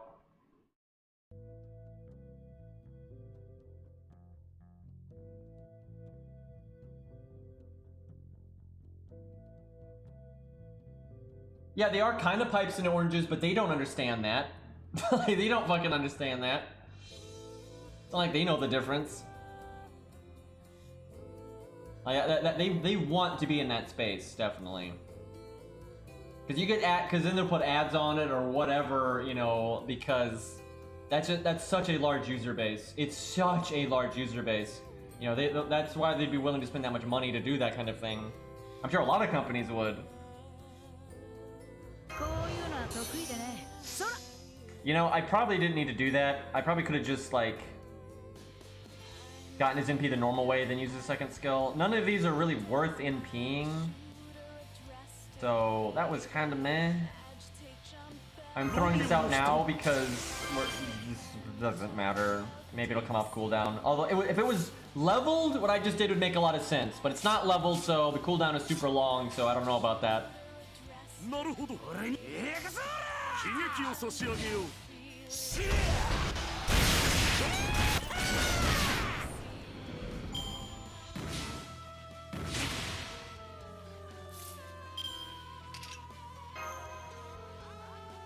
I'll save my heal. It's not quite ready. Or not quite right. Not that much damage. Fuck it. I think I'm gonna regret that. See you, Red.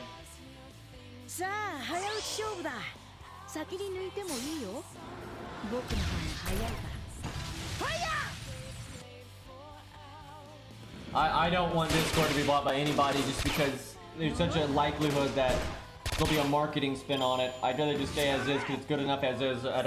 You know, it's not perfect as is by any means, but I find things like that over my lifespan, when normally things like that happen, it almost always results in things getting worse, not better. Microsoft does not give me any confidence that they would improve that program. Like, sure, they might integrate it in some of their games and stuff in a way that would be nice, but overall, I would not be keen on that. But who knows? Microsoft's been trying to get their shit together these last few years.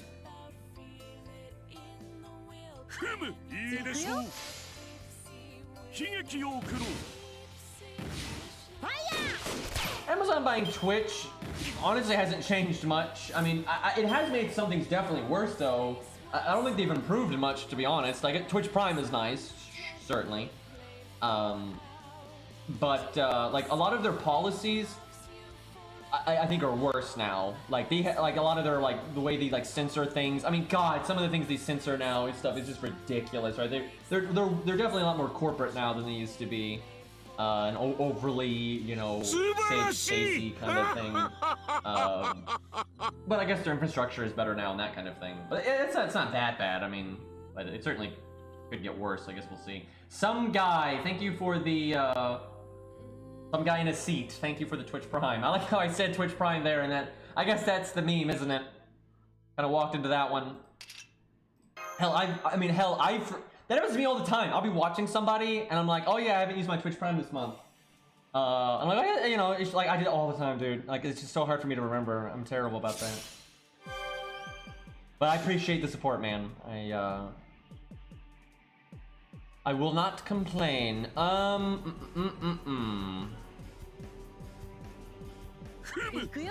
much NP gain to be had here, but I'll take what I can get.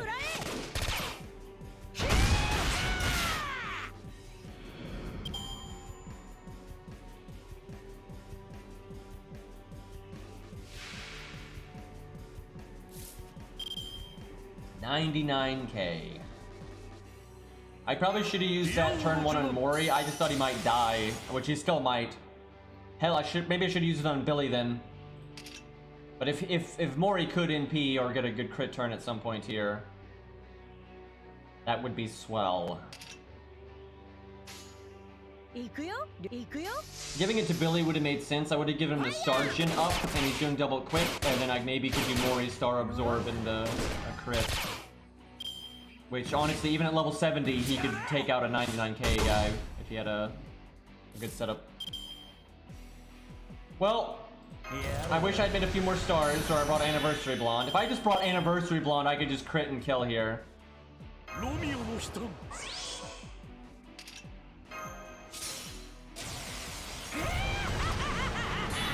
God, and if I absolutely should have given it to Billy. Billy would have his NP right now, and then we'd have a few more stars to work with, so I'd have a slightly higher crit chance. Regrets! Oh, gold. Damn. If we just crit twice, we would have killed there.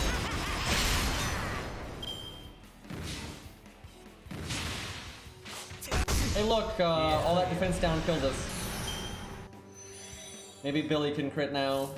He doesn't really need to though. Well, let's see, how can I work this?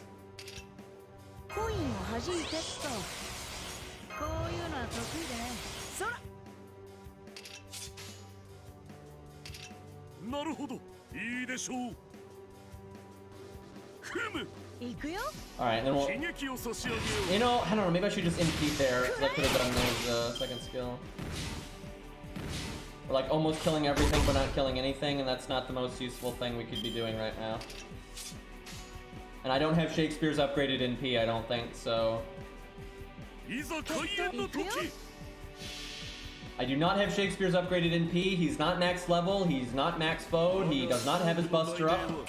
So this is going to be a pretty sad NP. Thankfully we have like no health left. Oh, yeah, that worked. I thought it might be a bit sadder than that, to be honest. That worked out. Get that, you know, Noble Phantasm in on 2k health. Very good.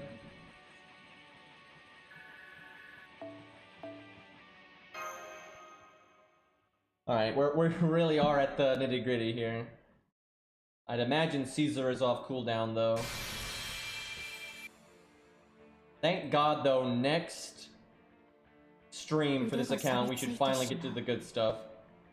Yep, Caesar's back.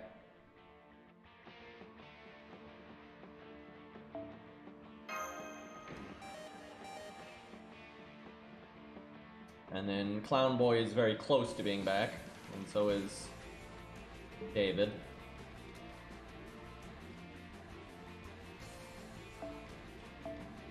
I'm telling you, man, Say composed this song. Jeez.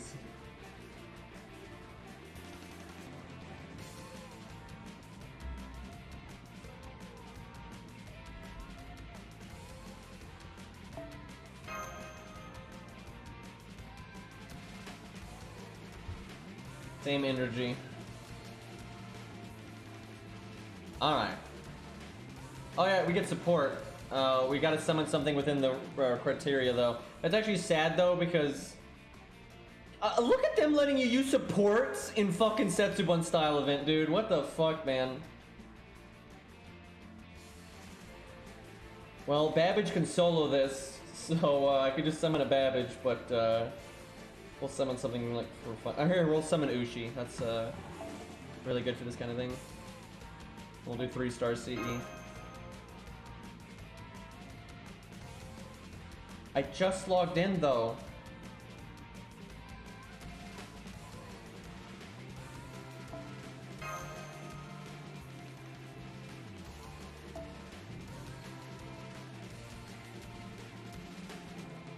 So something in my account settings is definitely wrong, because I'm looking at my phone right now and Ushi's in stage 4 for that art, and it's showing stage 3 here. So and because it's new computer and everything, I'm sure my options have been messed up. So I'll have to figure out what's set that way.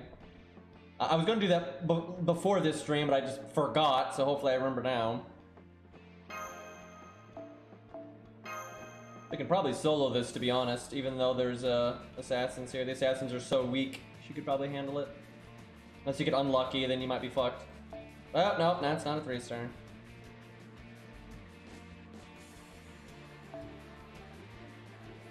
Wait, what's like the next? I could probably do like...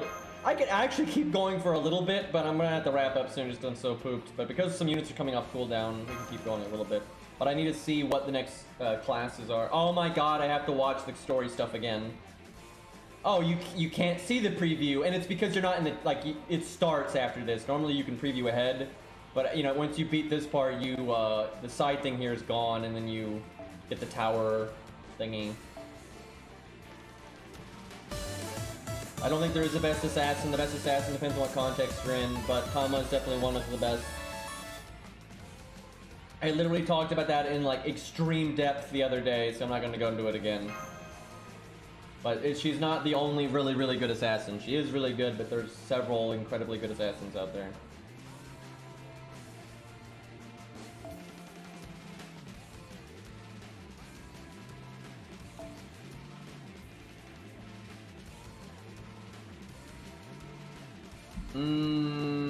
Clown Boy's back.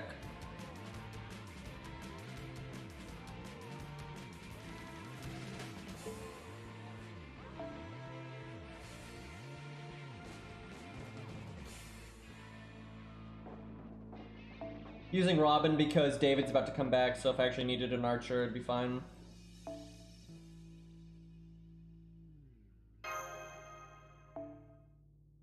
So Antonio is going to kill the assassins, so he doesn't need starting NP, so I want the event CE. Which I should really level. I'm using it so much, like obviously I should level it. Like, I don't understand why I didn't think to do that. Like, I'm using it so freaking much.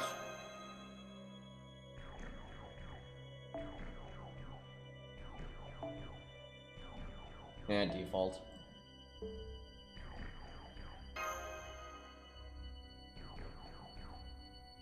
Most of, like, the Setsubun, you never got access to your support list ever. You could never use a support, let alone a story support, but you never even saw the support list. Every single stage you had to use your units and nothing but.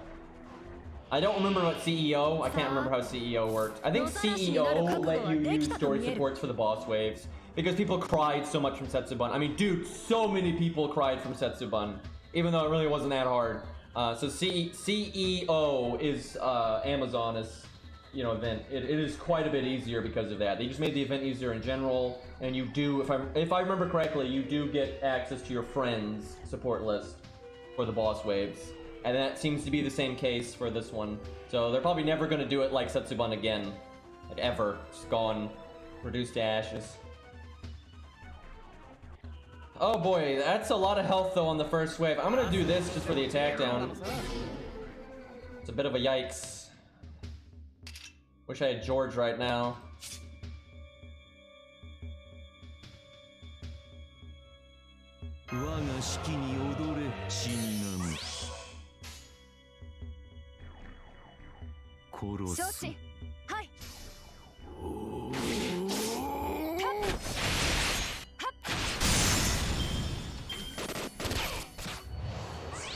Saber Trap Face, and he's fine.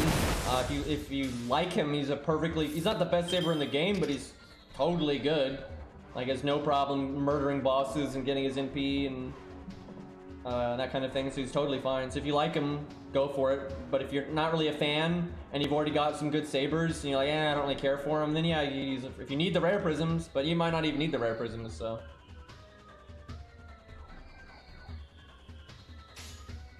Like, you know, the fact that I don't level my trap face because I don't like trap face, I've never felt like, oh my god, if only I had leveled them, right? I've never felt that way.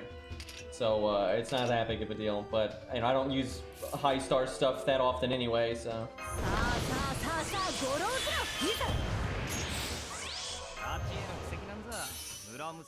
I almost want to use Robin's evade just to make more stars. Just fuck this guy up. You know what? Yep, I'm doing it. The other guys have sure hit anyway later, so.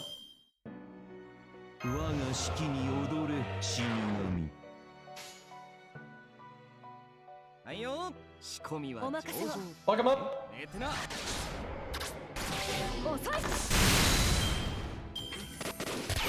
I could have been better, but could have been worse.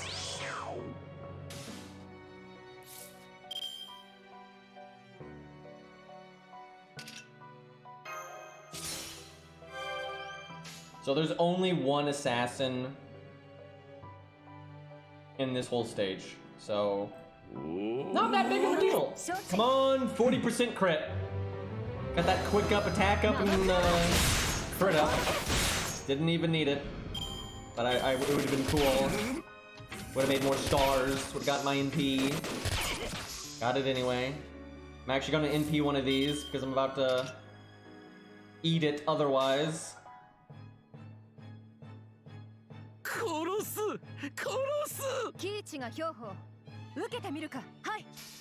If I knew she was gonna kill, I probably would have had Robin NP there. Oh my god. He crit. I could have Robin NP'd and probably killed them all.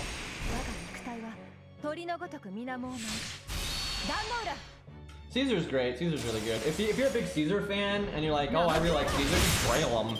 Right? He scales great, so it's not like a wasted investment or anything, especially if you like him anyway. A grailed Caesar is a goddamn monster, right? He's pretty strong. His only issue is lack of survivability, but there's ways to compensate for that, so.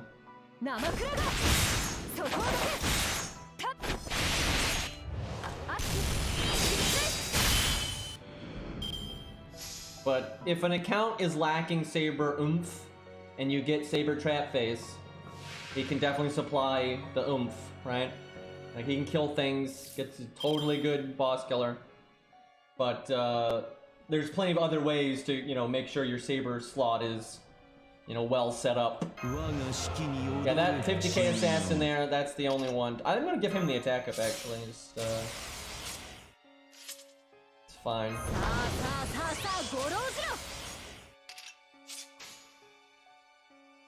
I'm telling you, Sharky would use that robot if it was obtainable. He would grail it.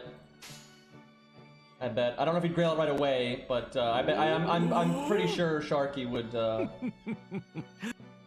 use it. Why? Oh, I don't have poison. It's fine. I was like, why did I not Robin NP? But that's actually just that was the right play.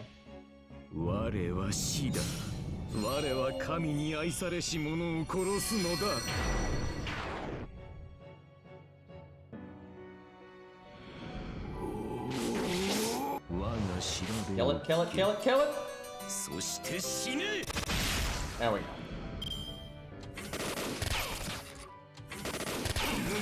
This has been somewhat hard. Hey, look, we're looping.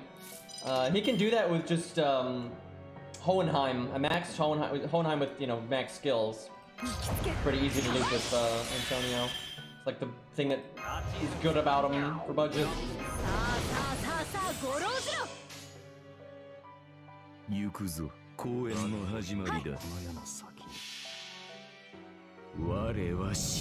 Sharky's been streaming again. He took a really big break, but he's been streaming again.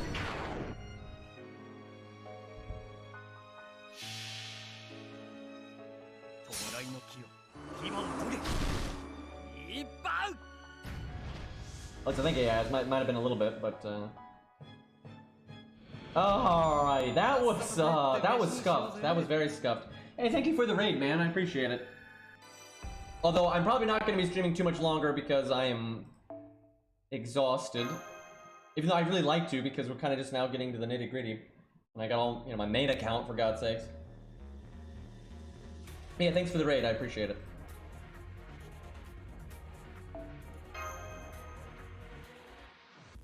Artemis and Orion, boy, we see a lot of them. Although they make sense for this event.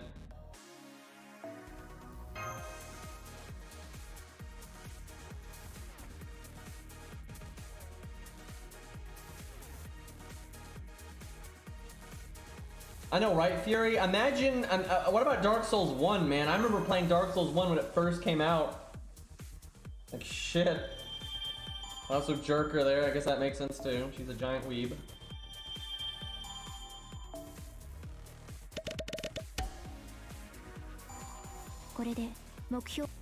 And then we got the awkward moment where you realize Elden Ring doesn't exist, but it was announced so long ago, and we've yet to ever get any official information. There was that leak, but that, as far as we're aware, that leaked footage was actually older footage than the initial trailer. So it's, you know, kind of nothing. And it's not official either, so.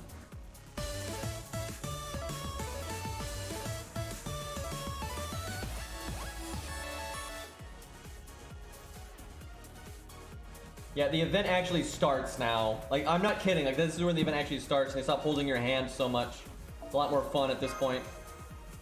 We're not gonna make it to floor 60 today, though. I'm too tired, and we're pretty low on units, so. But yeah, see, now you can see the climbing thing. And so this is 100, and then I think you get 50 bonus ones after. So it's 50 bonus. It's like 50 before, 100, and then 50 after. But yeah, that's that Blackbeard fight that I just posted on YouTube. I still have these bonus stages, but we can do those later. We'll do a few more stages though. I'm not completely. I am pretty exhausted, but I can keep going a little bit.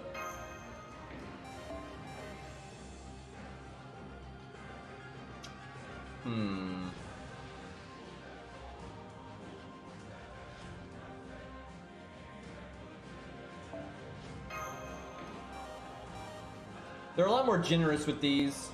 I expect that you unlock one more of them, and then if you do line up the bonus thing, that really does make this a hell of a lot easier.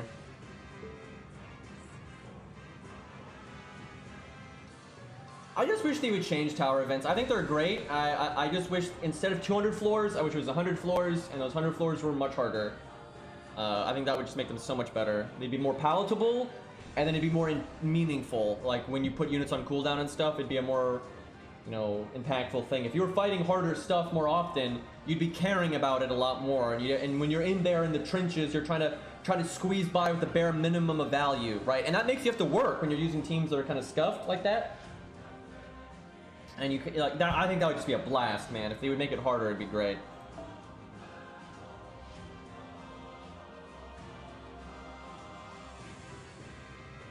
Oh, okay, Caesar. Probably just Caesar solo then. Oh my god, I wish I could use these golds for fodder! Oh my god, I'm actually out of units then if I don't use gold for a fodder. Because I can only do that. I can't bring a third unit, so I couldn't start.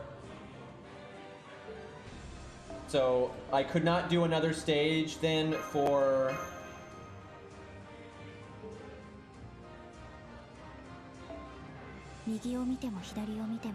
Who's the next thing to come off cooldown? 30 minutes. Yeah, I couldn't do anything for like another 30 minutes unless there just happens to be another one person coming off cooldown. I guess we'll wrap up there then. I think that's fair enough.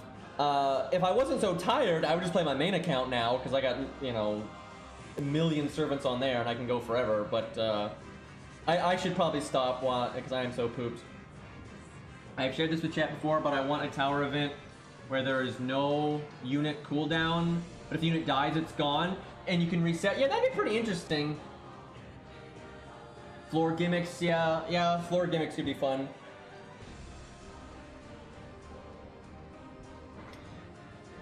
Yeah, there's a lot of ways they could do it. I wish they would experiment some, especially for like filler events, how they did the Grail Front event. Those are like kind of light events. They're not that meaningful. You know, they're kind of just there for fun. You know, throw out some, you know, more experimental stuff like that. It only lasts like a week instead of 2 weeks. And then, you know, it's, you know, maybe harder or more roguelike or whatever. And then if people like it, then you do more of it. And if they don't, you don't do it again, right? So, or you try to fix it so people do like it, right? Alright, thank you for hanging out, everybody. I do apologize that my streams are a little scuffed right now, but health, man. What are you gonna do? Let us raid somebody real quick here.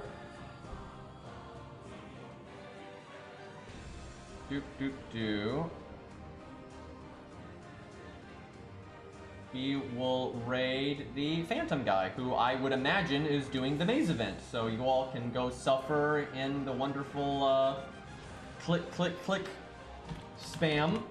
At least it's not as bad on an A, but still. Alright, boys. I will hopefully stream tomorrow, but, you know, we'll see what happens with my sleep and everything, but hopefully I can stream tomorrow. But, yeah, thank you for hanging out. I had a good time, and I will see you later.